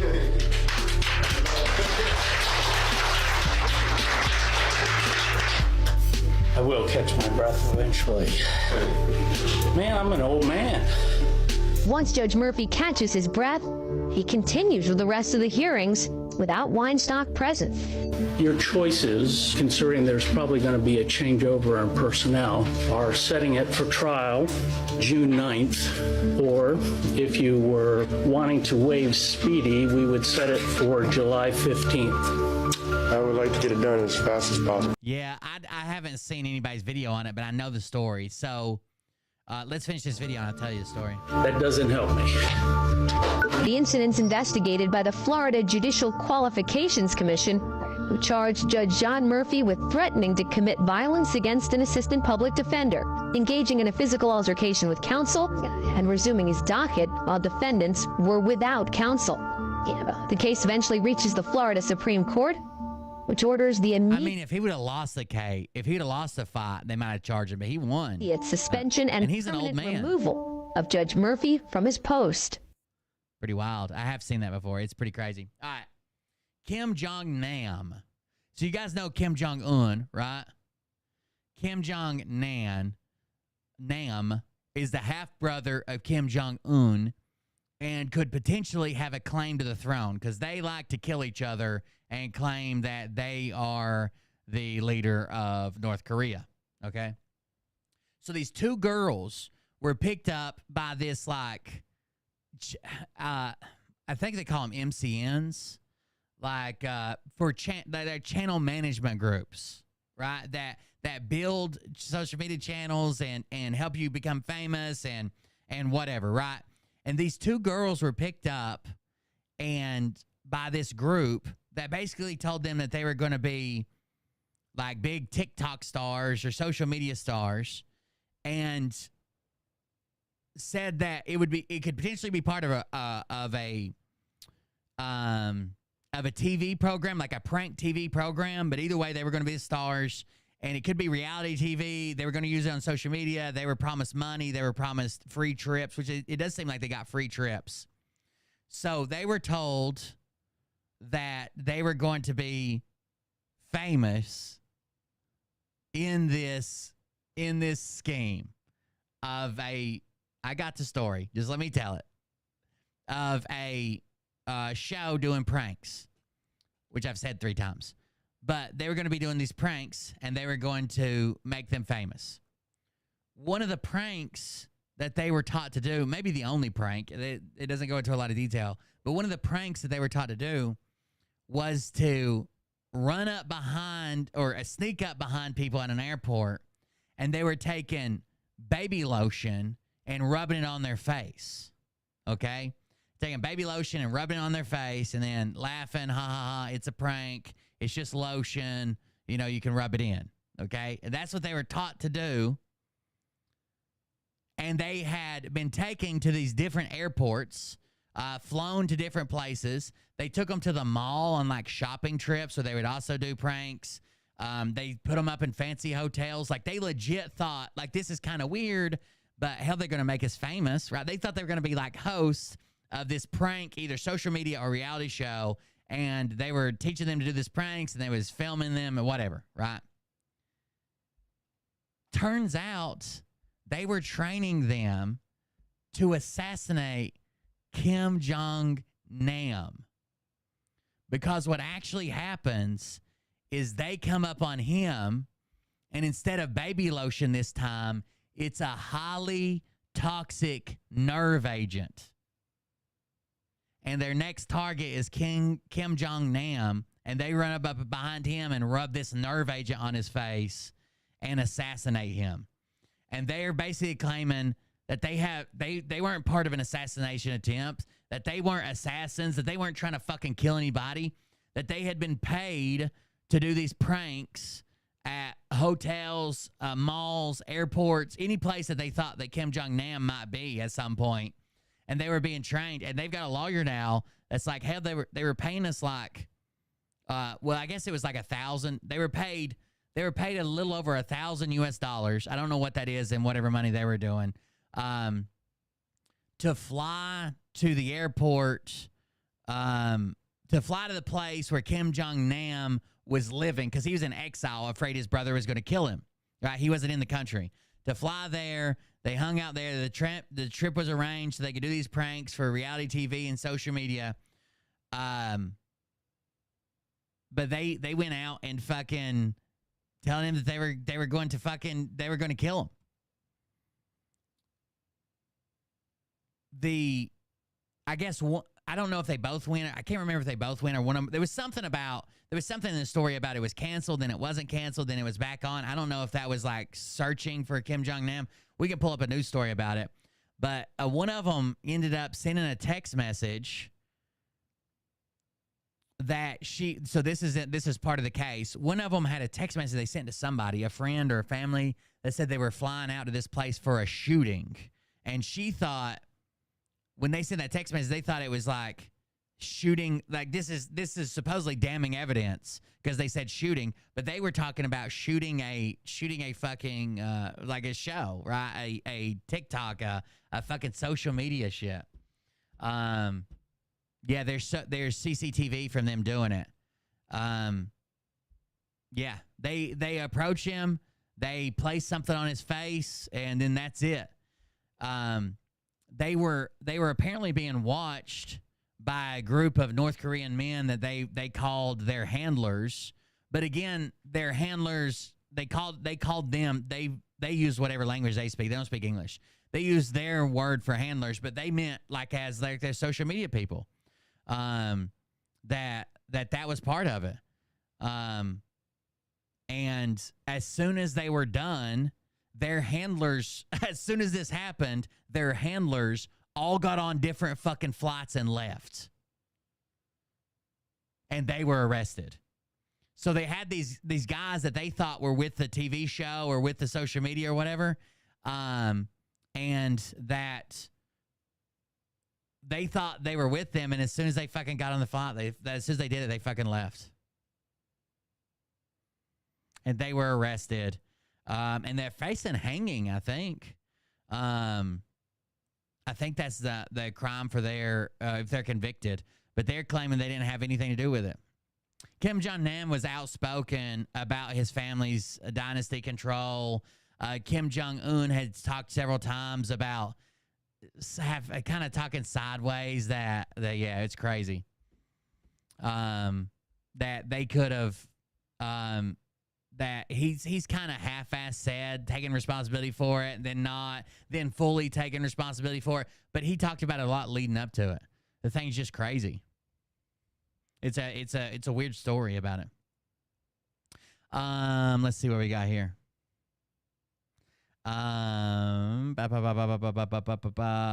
Don't let Amanda June Morrow be your legal representation in court. That's for sure. The moral of the story is you can always find dumb bitches that you can convince to do anything. Especially if they like trust you, or you have something that you like wave in front of their face saying, oh, I can do this. I can get you money, power, fame, whatever. It's pretty simple to get somebody to do something, especially if they trust you. I know there's people that I know in my real life that I could convince to do some crazy shit and make up a convincing enough argument. They'd be like, oh, yeah, that sounds weird, but yeah, that makes sense now that you're saying it. Oh, this first one won't play. No, I'm the first person in here, so you get out of the box. But wait, Scott.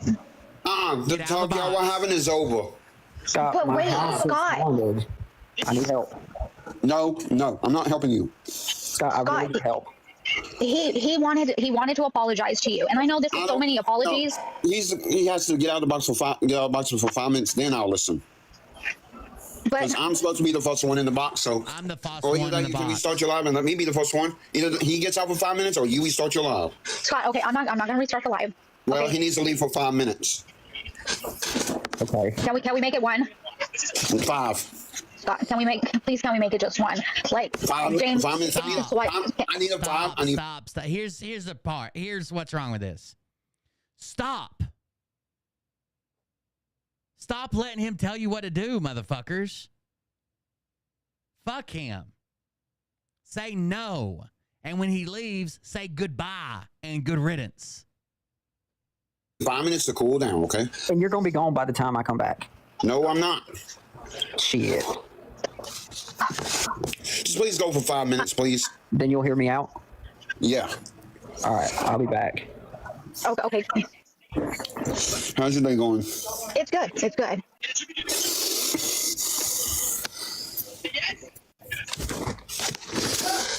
Brady, you want a box? Hold on a minute. You want to jump in on the lesson with us, Scott? Nah, I'm in someone's lab. Are you sure? Yeah. Okay, man. All right. Who the fuck is he talking to there? Hold on. Damn it. That fucking Telegram is not wanting to load shit tonight. Brady, you want a box? Hold on a minute. You want to jump in on the lesson with us, Scott? Nah, I'm in someone's lab. Are you sure? Yeah. Okay, man. All right. Jump in what with us? I'm in someone's lab. Are you sure? No, I'm not watching viewer videos. There's like several people we cover the shit they do on the internet. Sure? Yeah. This is one of the people we cover All right. rather often. I'm here. I'm back.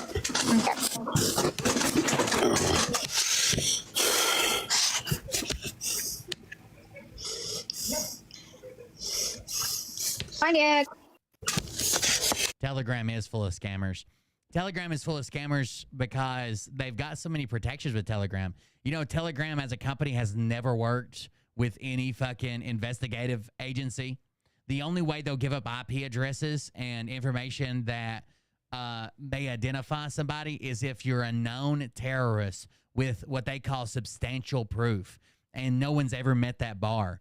So that's why you'll see a bunch of fake Instagram pages saying they're selling fucking everything from pills to guns with no serial numbers or fucking mushrooms or whatever. And they just want you to send them money, and you can never figure out who these people are. Y'all doing all right, James? I mean, not James. April? Yeah, I'm doing good. I thought you were asking James. No, I made a mistake. Right now, I'm trying to cool down, you know? So Scott's going to give us some ghost busting advice. I'll be right back.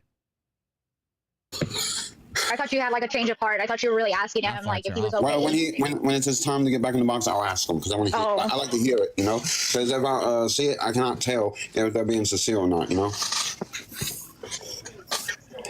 Yeah, I felt like how he was talking earlier. It was so sincere. Well, no, y'all did not talk. I'm making it. And you just got on live. Okay. Bray, he can't be back in the box for 5 minutes. Bray, don't do that to him. You just wait. I can't get over how comfortable this fucking chair is. I don't think I had the ability to kick out people out of the box like we talked about. Yeah.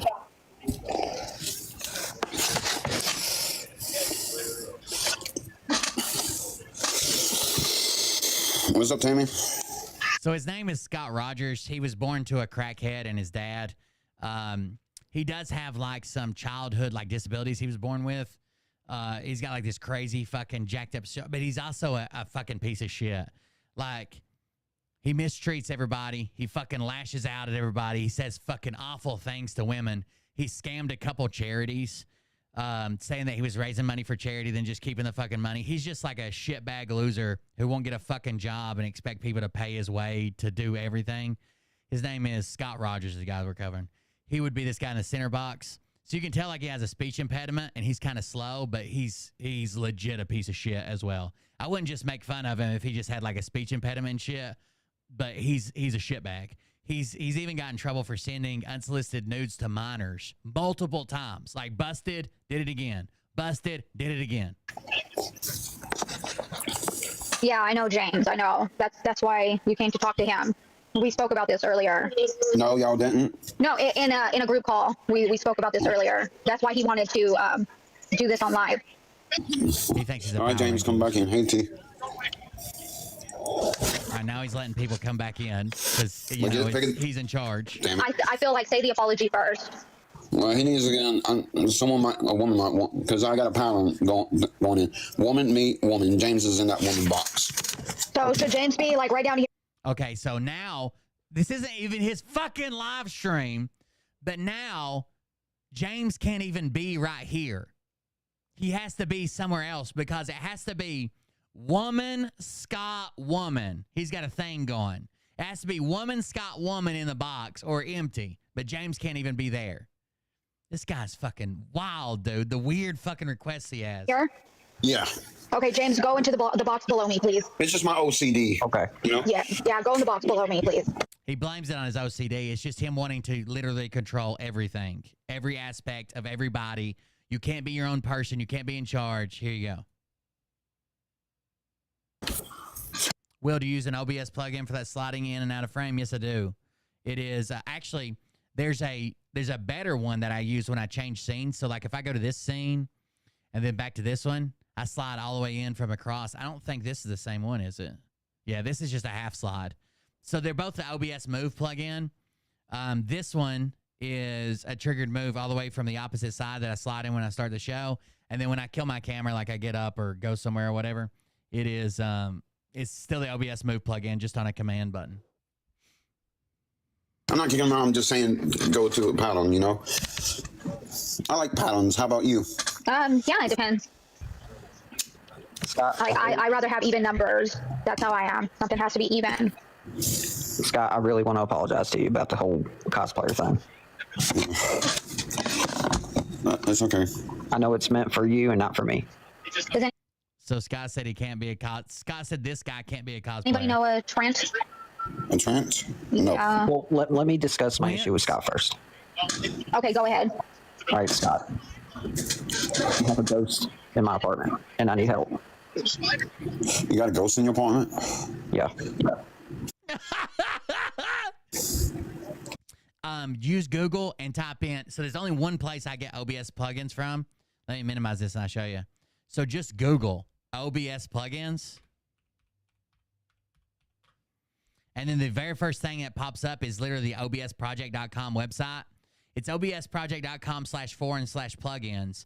But these are all verified plugins. Now, they're all free except for like one or two of them. And they're sorted by the most recently updated. So these are all the different plugins that are verified.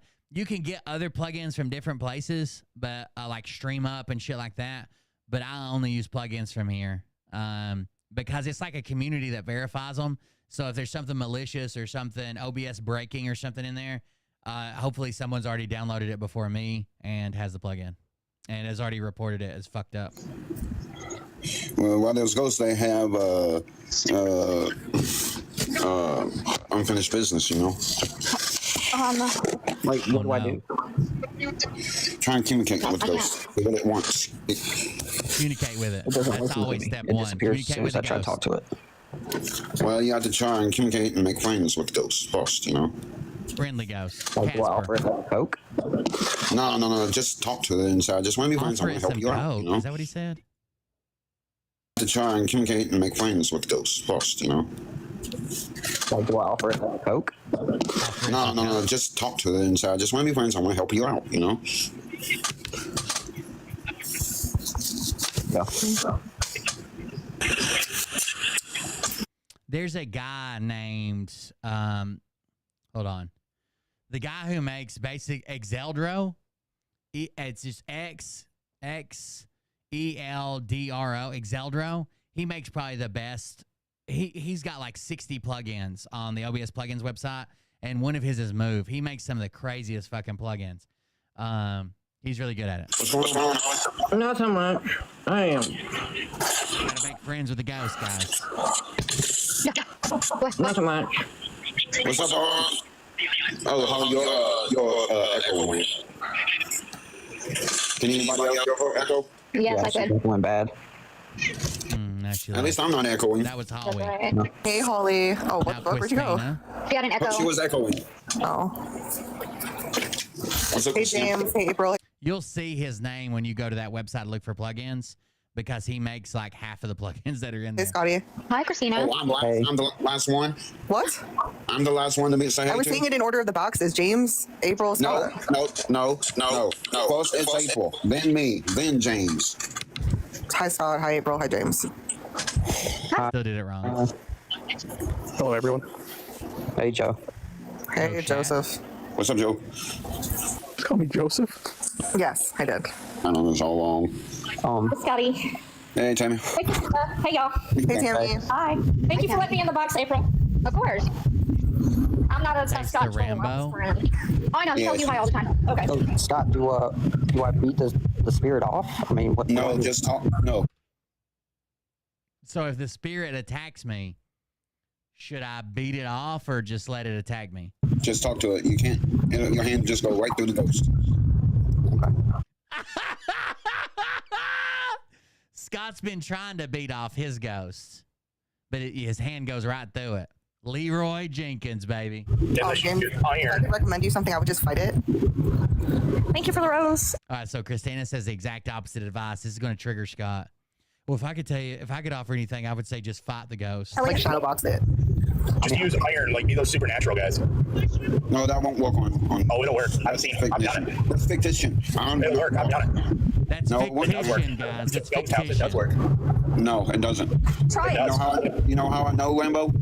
How do you know? Because I did it before and it just pissed it off. Oh, I did it. Oh my goodness.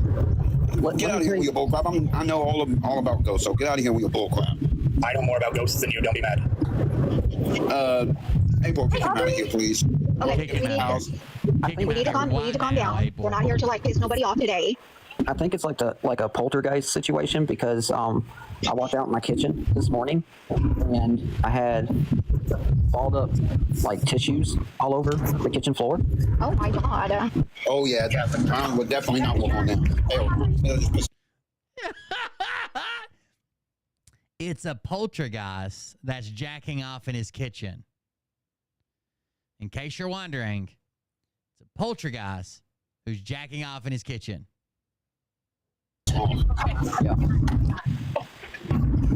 So I don't know what the tissues mean. It means that ghosts that can't talk to anybody, you know. Probably just trying to get you to help that ghost talk to someone. Oh, is it like sad, you mean? Yeah. Oh. I get it. Yeah, James, maybe it's been crying. Holy shit. She's got a. Is that Ric Flair? Is that wrestler? Who's muted? He's muted. Trying to help the ghost. Okay, so I need to find out who I need to communicate to. Yeah. Is that what you're saying? Yeah, you need to talk to the ghost and see who that ghost is you and helps you to talk to, you know. I mean, do I sit down and like have a sage and a Catholic priest? I'll just stop, Rambo. I'm handling this. Stop. Stop it, Wambo. He's asking me, not you. Shut the fuck up, I'm talking. Wambo! No. You're gonna need a Catholic priest and a lot of sage. A Catholic priest and a lot of sage. Can you give me the powers of the boxes, please? Rambo. Yep, Scott's gotta be super mod for 5 seconds. Okay, we're not forgot he here can to only ask questions. we're not here to cause problems. No. Bitch, you're the one that sets him up to do all this shit, right? You can't let Scott be a fucking dickhead, decide where everybody can go, who can talk, who can ask questions, who can respond, who can't, who has to be muted, who has to leave, who can stay, who's beside him in the boxes. Then be like, when someone finally says, oh, I forgot you're the only one that's allowed to fucking talk, say, Wambo, we're not here to cause problems. I'm here to talk, but I forgot nobody else can do that. Why don't you go talk to Rich? Just call Rich and talk to him, because I'm handling this. I'll let you handle it. I forgot you're a professional. My bad. Go ahead. What you need to do, James, is talk to the ghost, see what's wrong, and yeah, you can sit down and just talk to the ghost. You know, James. Yeah. It might be missing the loved one, and ghosts, they have unfinished business. A poltergeist is a much stronger. Seems like he finished his business several times in the kitchen floor. I think that's what he was finishing. Ghost. Okay. And iron really does not work, because I had a ghost when I was living in a house, a real house. I had some iron. There was a ghost. Oh. Tony, you can't come in here. Scott asked that you do not come into this live. I cannot allow you in here. I'll definitely I'll try that out, Scott, and I appreciate it. These people enable him to do this shit and then fucking protect him when somebody's like, hey, this is fucked up. Yeah. The morphin grid, are they protecting me? Yep, the Morphin Masters are protecting you. So I'm straight in my life? Brady didn't have to block him. Yeah. All right, part 2. Here we go. Yeah. I just said that he can't come in. Yeah, I did not block him. I did not even know he was in here because I was talking to James, you know. Thank you, April. Thank you, Scott. You're welcome. I'll be back. He's going to talk to the ghost, Scotty. Yeah. Like, what do you mean? I hope James can help the ghost, you know. What's up, Mark?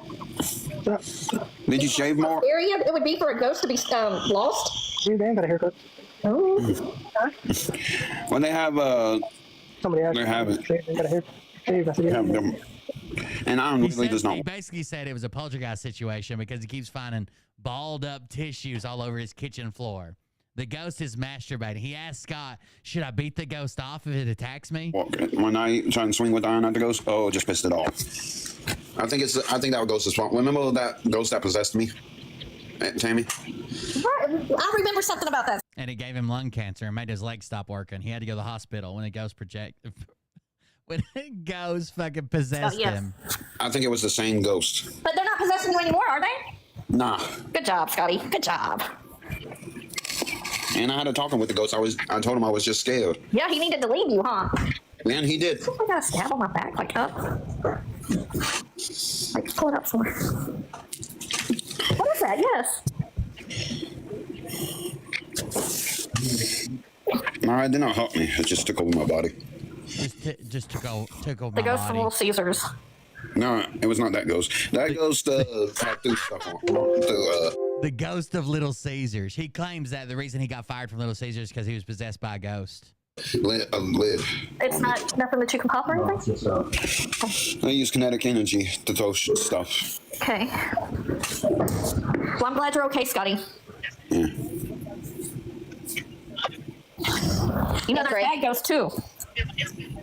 Huh? There's bad ghosts too. Yep. There's Jay, baby. Oh, my people are coming in. Hey, Chicky. The ghost of Little Caesars. Little What's up, Chicky? Hi, April. Hi, Scott. Hey, Tammy. Hey. Hi. What's up, Jay, baby? Not much, Scott. Scotty's behaving right now, Amy. Oh. Yeah, he's behaving. We'll put a Of timer course on he it. is. Yep. Put a timer on it. Hey, Jay, baby. Yeah. Have you heard of the old show, The Bionic Woman? We talked about that. You told me that. Yeah, I'm watching the new one. Thank Yeah. you. So, I'm watching the new one on my TV. Scott, you told me the same thing an hour ago. Yeah, I'm on the different episode now. Because I think it's honestly because he gets views. I used to believe so he flips out and cusses people out, calls them F slurs, tells them to go fuck your dad. You should go kill yourself, all kinds of crazy stuff. And then when he flips out is when he gets the big views. But he's got a lot of controversy around him. But I think they just do it because people come to their live streams and he does it. And they give him gifts and shit. It's fun to watch him flip out, but I couldn't sit there and not when he's acting fucking half-ass normal. I couldn't sit there for 4 hours with him. David Hasselhoff. No, That was yesterday. They say they're really friends with him. I don't think that's true. No. Day before, when I first got, yesterday. Yeah. Jerkin, where have you been? Jerkin at Lurkin. Dickie, you should get in the box. Mac Grimes, what's going They're on? getting possessed right now. Somebody in the chat says they think they're getting possessed right now. Like, right now. That's funny. Lurkin, McLurkin. Fucking poor Wobbin's talking. Oh, the whole no, time. is that Nobody Ric can Flair hear in the her. middle? I see Ric Flair, I think. Yeah, but it's Ric Flair. I love Ric Flair. I love wrestling. That's my thing. Let me know that song that goes, woo, in this bitch. Cody Rhodes. Yeah. I know. Amy. Actually, that is right there, Holly. That is John Cena. What you I'm just sorry, did. Holly. I called her Oh, Robin. you can't see her? Holly. Yeah. Where did Holly April? go? I can't see her.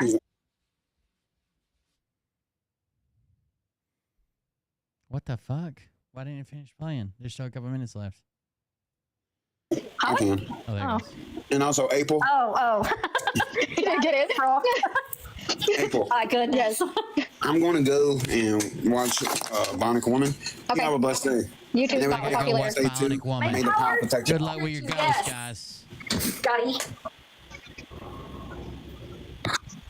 All right. Damn it, did it freeze again? He's such a shitty person, dude. All Somebody right. needs to put him in his fucking place one day. For real, for real. Hey, now everyone else can talk. I know. Scotty adds some pizzazz to the boxes, don't he? Yeah, we Y'all got three fucking people let got him, down last night in our dude. boxes. Tell him no, motherfuckers. Yeah. That was interesting last night. Yeah, you was there, Joe. I remember your name. Yeah. I remember your name, Joe. Jerkin McGurkin. Scott Rogers, everybody. I think there's some more, Scott. Hold on. We need to go to his page.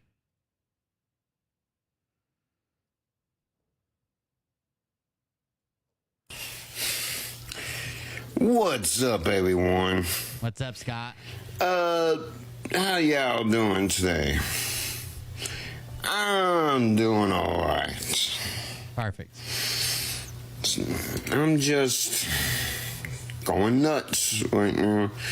Not literally, I'm just going nuts because I got too many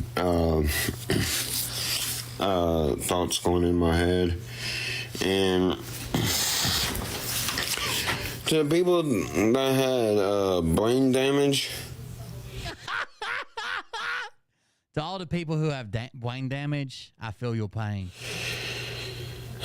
I don't know if there's a way to fix brain damage. I just do not know about it. Got it?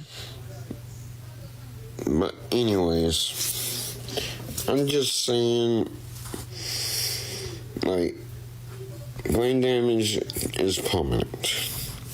Like, there's a part of my, there's a part of it. My anger, where your emotions are. My anger, that's where my brain damage is. That's how why I get angry. So, peace out. That was the whole thing? What the fuck?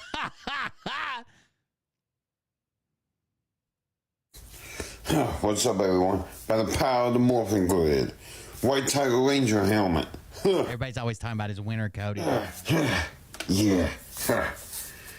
I'm going to be pinning this video whenever you see me in comment battle and I don't have the belt. Y'all need to help me win the belt back. And when I have the belt, let's keep the belt. He's been keeping it for a while now.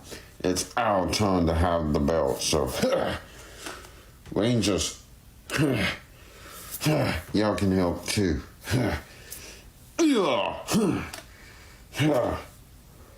So, let's get this belt back. He still has it. No, his Need helmet this rips belt all his back. neck hair out. He doesn't shave it. Let's keep it for a few weeks. At least. Or maybe a few months. I don't know. Could you imagine this is the busted ass White Ranger with no shirt and a pair of fucking boxers and the helmet on that shows up at your birthday party when you're 9? Remember, this video will be pinned. This would be your first. We all have that realization. If you grow up poor, you never know you're poor until you know, right? That would be like an early realization that we're poor as fuck. Dude, my goddamn White Ranger showed up with his horribly disfigured body. It looked like it had been stitched together from leftover parts with this big fucking Quasimodo hump on its neck. No fucking shirt on. Still looked like he was wearing a wool sweater. In a pair of Tommy Hilfiger boxers, barefoot. That's when I realized we were poor. We need this belt back, guys. Peace out. You know when I realized I was poor? What's up? When I found out my dad was doing Krispy Kreme fundraiser. You know how schools did Krispy Kreme donut fundraisers if you lived near a Krispy Kreme? Where they'd sell them for like $5 a dozen. School would get them for like $3 a dozen, make $2 a dozen. When I realized we were poor was when my dad was hustling to make extra money, doing fake Krispy Kreme fundraisers. He'd go pick up an order form. He'd go to work and tell everybody it was fundraisers for ball or for Mostly ball. That's all we did. We weren't like in the band or nothing. Oh, the ball team's doing this. Ball team's doing that. Gather all the money together. Go buy the donuts. Go drop them off. And instead of making like $2 a dozen, he'd only make like $1 a dozen just for buying them in bulk instead of for being a fundraiser. He wasn't scamming Krispy Kreme. He was telling people that it was a fundraiser to get them to buy it. And that's how he paid our light bill. A lot of times was with Krispy Kreme fake. Me and Mom would go pick him up and bring him to his work. And he'd have the order form and pass them out. And then I realized that he was he was telling people that it was a fundraiser through the school. Oh, good times. Good times. All right, guys. That's let's check out some more Scott Rogers videos. We'll wrap this up. You guys want to see him sweating for JDF? All right, let's see.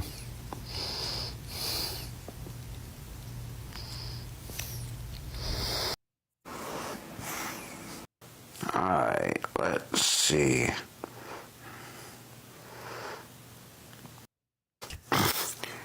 These filters are easy, and you have to use common sense too. Common sense too. I don't think this is common sense, bro. God, how many videos does he make a day? What's going on, everyone? I'm thinking about changing my content, you know? Like, stop doing Power Rangers content and stuff. Okay. Think of something else to do, like puppetry. Yeah. Puppetry. You remember he's got that super racist Mexican puppet he uses. My previous Power Rangers videos are going to still be up. But I'm just going to do puppets and keyboards. So puppets and keyboards. New content, puppets and keyboards. And yeah, inspiration. Next content, 15 Power Rangers videos. Educational videos I still do. What? In the filters. And yeah, inspirational educational videos I still do. Inspirational and educational videos he still do. In the filters, but the Power and a burp and the filters. Rangers and Superman, Spider-Man. I'm gonna quit that. Good deal. What's up, everyone? How y'all doing today? Oh, that's the brain damage one. I got.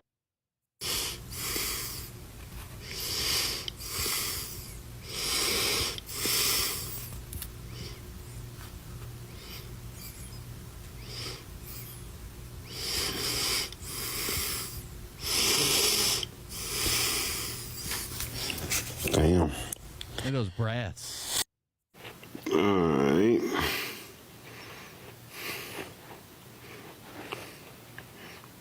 Gotcha. You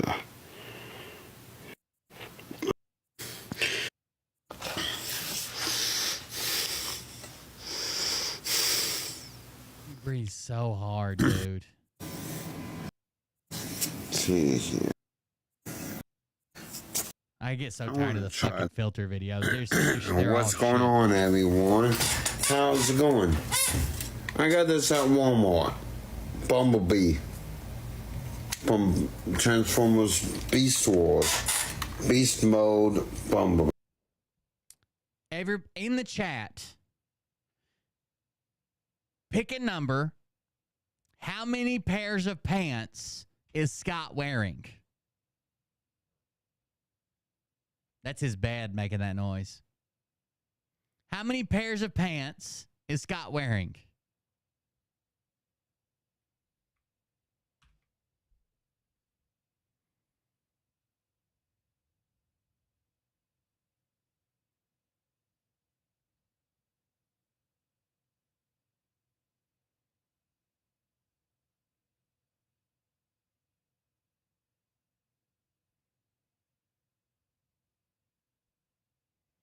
Why is he always naked? It's not even the shirt anymore. Like, he's just always naked. And then he said, when people are like, why don't you put on some clothes? He's like, I stay so hot. I get so hot in here. I'm hot, guys. You're too hot for any fabric to touch your skin. Wait. This is a review video. You can tell, don't believe like that. And this is in his vehicle form. I'm going to transform it. Do all that. I like to. Send them here in the arms. Flip the arms. I think we should buy like a fucking Peterbilt and a 53-foot box trailer and just turn Scott loose in Atlanta. Pull the two sides up like this. Down. Don't worry about the arms break off because you can put them back on. And I don't know where the sword is. Probably somewhere. And it's like a hawk or a falcon. Yeah, it's probably in your fucking man giblets down there, buddy. And then that's the claws. One on each hand. One pair on each hand. And hit that. Well, from it. Before the claw. Yeah, it looks when he moves his bottom lip up and down his top lip like this. To the point where it looks like he's giving a Hummer while he's working on something, trying to concentrate. What about mode?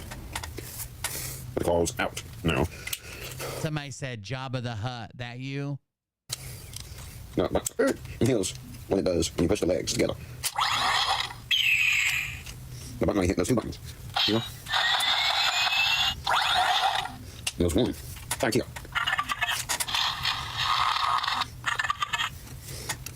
And you put it back. This falcon or I don't know what. I think it's falcon. Let the head. Load that up. Bring that down. It's all for the content. Wings in like that. The transforming back into a beast. I'm just waiting for somebody to offer me that $10 million to kill a puppy. No, same process. Put that up.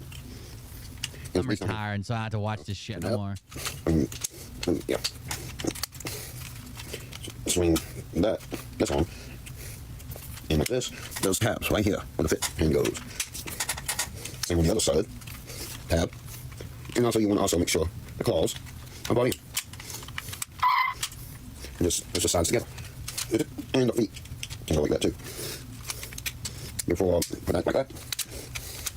Put it there we go. Make sure the legs are straight. Going up and over. And like that. Kind of like that. And then top. Make sure you line the tabs with a hole. God, that lip's working overtime, dude.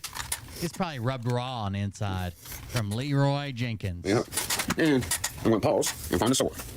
Well, I don't know what the sword is, but. Yeah. And. Oh my God, you can see it all right there. Hold on. Hold on. Let's back this thing up. Look how much of his leg you can see right here when he leans over.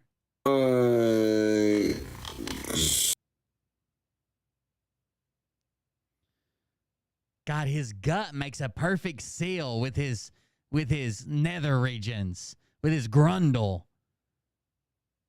Hermetically sealed. Lean on over here, Big Daddy. Look how much leg is showing, dude. And not a stitch of clothing. On the sword. Well, I don't know what the sword is, but. In all those videos he accidentally makes where you can see in his bathroom and see the mirror, he's bare fucking ass, dude. This hole in there, that's where you put the sword in. And that hole, too. Either side. I guarantee you the sword's in one of his body cavities.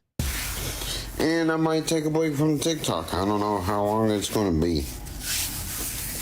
Here's a hint. It was 38 minutes.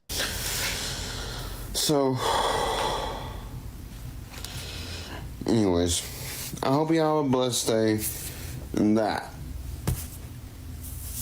is bumping. Look, I got a gut, but God blessed me with a 12-inch dick, so going to be a while before I can't see my dick.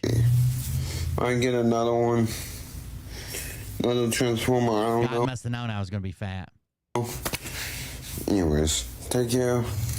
God bless. May the power.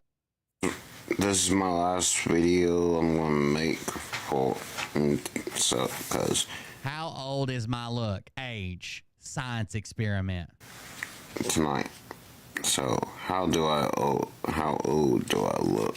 What is he even saying, dude? Those This are is my last video I'm gonna make for cause tonight. So how do I This is our old last video make for the look for night. How old? How is I look? This is my last video I'm gonna make for cause tonight. So how old do I look? How old do I look?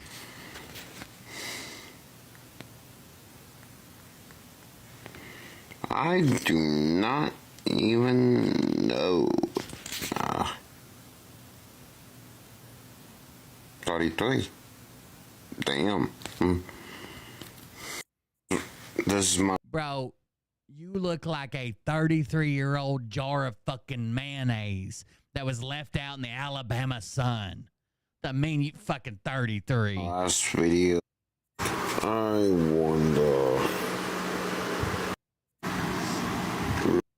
Alright, let's... I wonder what my license plate says.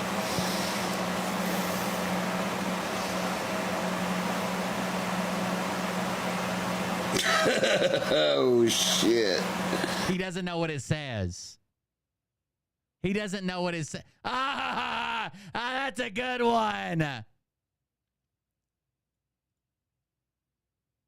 wonder what my license plate says.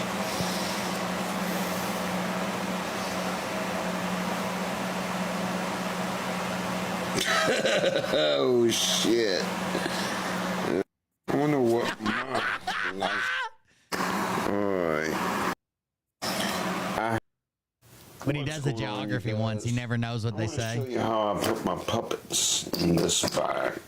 Okay. How he put the puppets in the sack. With Luke.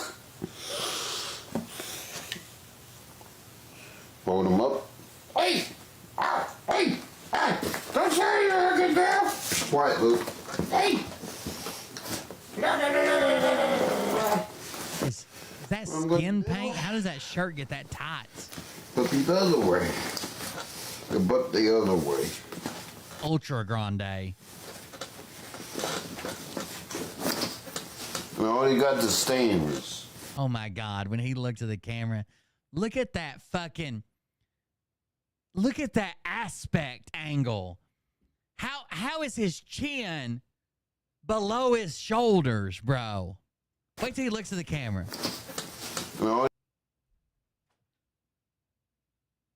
That's not a real human. That's 3 genetic mutants in a trench coat. Why is his head falling off his tits? That's not a real human. This is, I think Congress is behind this fake account to get TikTok banned. These unrealistic beauty standards they keep shoving in our face. How the fuck am I supposed to have my Adam's apple and my belly button in the same place? I can never live up to these.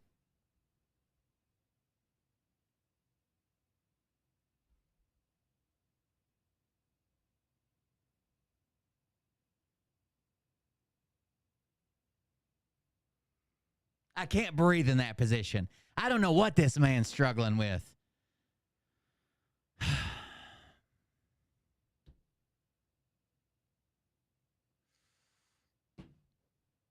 Already got the stains. And, alright. Oh, did you eat? Oh, good. You turn this butt away from me. He doesn't take them anywhere. Why is he putting them in a bag? Yeah.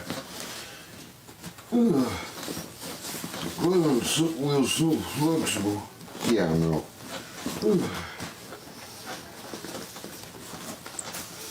There you are. And I left a hole in there for you guys. Oh, thank you. And that's how I pack my puppets. Here go, both heads go on opposite directions. So, see you guys. May power protect y'all. What's going on, you guys? I want to show you how I put my puppets in this bag. First, Good God. Listen, how much saliva is in your mouth that when you say the word bag, it sounds like you're gargling Listerine? I put my puppets in this bag. First, let's start with Luke. What's going on, Carlos? Oh, no. What's going on with you? Oh, nothing. Ready for our trip tomorrow? Yeah, I have to eat stuff in that starry actor. And look, he's farting right in our face. Yeah. And you say that! Don't get no ill, let us escape! So, well, the reason why I was zip it up, so you, Luke, in your stands don't fall out. Huh? Safety. Okay. So, what is safety? Safety is like being safe, you know? Like watching where you going, watch who you talk to. Yeah? I don't know if you guys want anything to take away from this video, but safety is being safe by Jeff Dunham. Like strangers? Yeah, like strangers, yeah. If you don't know a person, which... Basically, the Green Ranger suit he used at the Motel 6 with Leroy Jenkins was a GIMP suit. I don't even have to imagine it. I'm a talker. Yeah, I don't know. You're a talker. Sucking some dude's dick and then fucking a week later say, I didn't even know he was a guy. Till yesterday. People, you know, I like to help people. If they say, no, I don't need your help, I say, okay, have a good day. Yeah. And also, you know what biggest clit I've ever seen on a woman. It was gagging me. To do for women and what? Hold the door open. Wow. Chivalry. Chivalry. Chivalry. Yeah. Sure. Some people say it's dead, but nah. Even if they don't have any things in their hand, yeah. I see. Yeah. Where are you gonna go? This is a surprise. This is a surprise, huh? Yeah. Okay. You sure you're gonna go? Yeah, I'm sure. Okay. Yeah. Safety's being safe, yes. What's going on with you? Oh, nothing. Just thinking about when I'm going to sleep. Okay. Yeah. Okay, I can't do it anymore. All right. Yellow, red, white.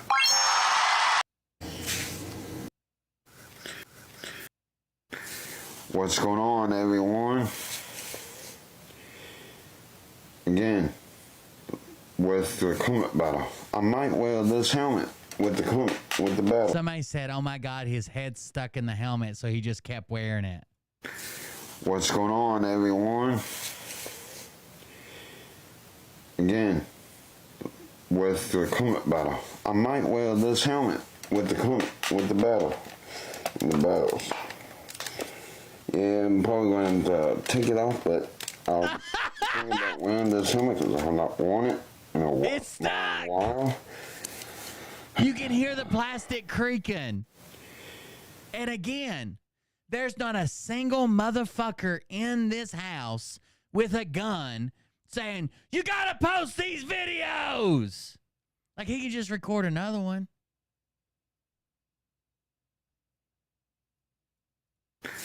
What's going on, everyone?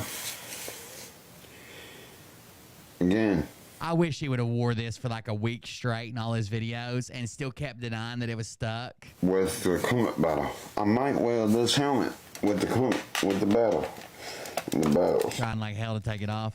Yeah, I'm probably going to take it off, but I'm thinking about wearing this helmet because I've not worn it in a long while. So let's get it on. We need to get this belt back from Comet. You know? Just gave up. I know. Let's do this. Let's get this damn belt back. We had it once. Let's get it back again. Have it for the weekend. What's going on? Okay. Alright, trick. What's going on, you guys?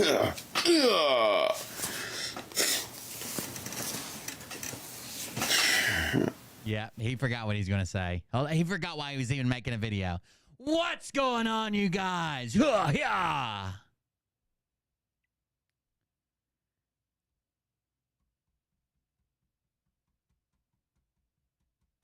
You guys know Wayne Sojins?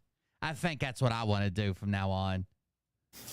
What's going on, you guys?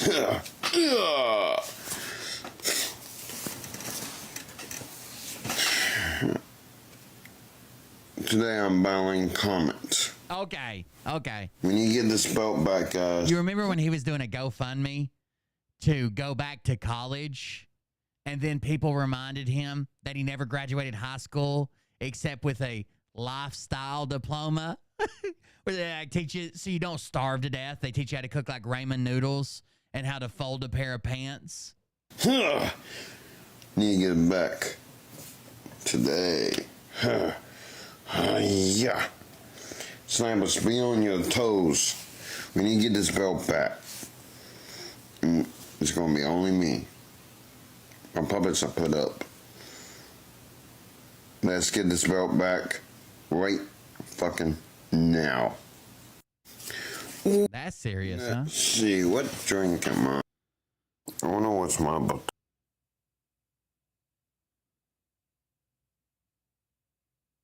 I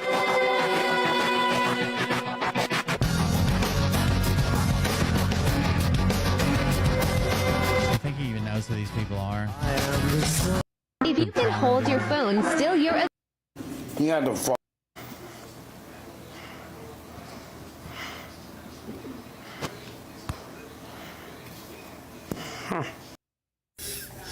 What's up, you guys? How's it going? When I said I shut down the Wolfpack, that video, it means all Wolfpacks. No more Wolfpacks. Every single pack is no longer. I shut down every single one of them because I created it. No more Wolfpack, guys. Okay, you shut down the Wolfpack. All right, let's see. Let's see. 2 races. Wow, that took way too long.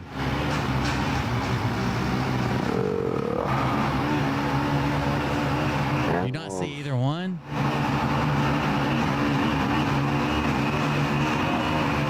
It could be saxophone or both.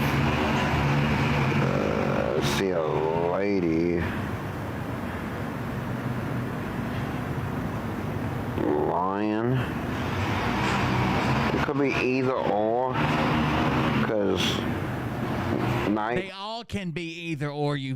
It's which one do you see first? Time with the trees on elephant, so I'll pick elephant. Butterfly. A leg. It's just wrong. Oh my God, he's so bad. The bird. Because he can't say the word gramophone. Definitely pillows.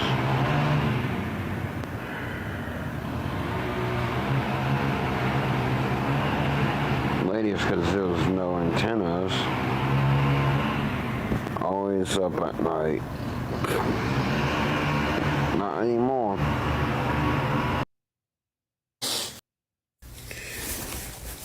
What's going on, everyone? Still working with different voices. Today we're battling Kanye. Yay! We need to get this belt. Help me get this belt for my first time of getting the belt. Please, everyone. We need to wipe that green hemorrhoid out. Wipe them out. We need to get. I just have a really funny idea for a TikTok, but it would take so long. I don't want to give it away right now, but I just thought of the funniest fucking TikToks I could make on a new account with just the audio clips of Scott. It would take so long. Well, I mean, it might not take that long. I got all the shit to cut the styrofoam.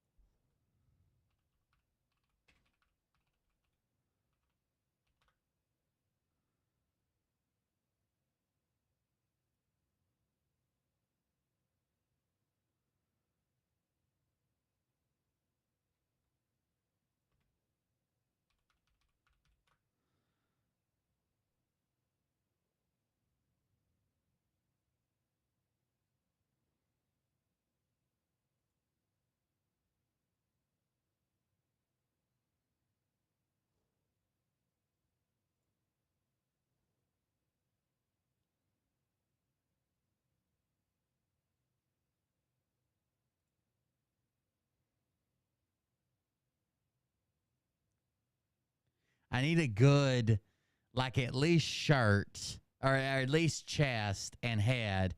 I need a good shot of Scott. A good shot of Scott with at least his bare chest and his face.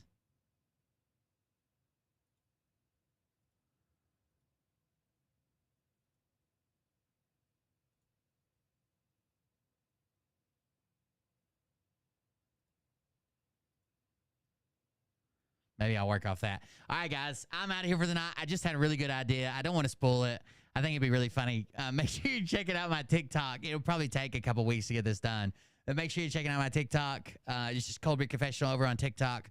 Still making the other devices, the other YouTube channels getting kicked off, hopefully by the end of next week. But the patrons will get a sneak peek first. So it might be like, that'll be like 3 weeks for everybody else. But on the YouTube page. But I'm hopping off here for the night. Thank you for the support. I don't know if we got any donations tonight, but either way, thank you for that and supporting us and being here. I appreciate it. We'll see everybody on the next one. If you didn't see the Patreon video and you're a Patreon member or a Twitch subscriber, that's still up, and we'll see everybody on the next one. Love you. See you. Bye.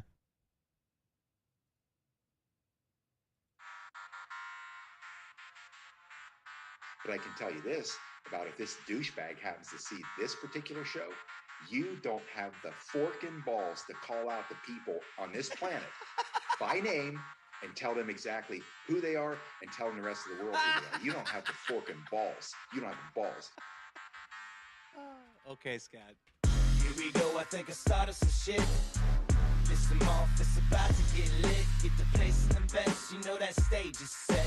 You better buckle up, cause you ain't seen none yet. Here we go, I think I started some shit. Piss them off, it's about to get lit. Get the place in the best, you know that stage is set. You better buckle up, cause you ain't seen none yet. And they say that I'm a lunatic. Well, listen, bitch, I came equipped with a quick wit and a 6th sense for the stupid shit. Where my true believers? Y'all need Jesus. Praise the Lord, head to the extreme. All these false fucking prophets who profit off of gossip.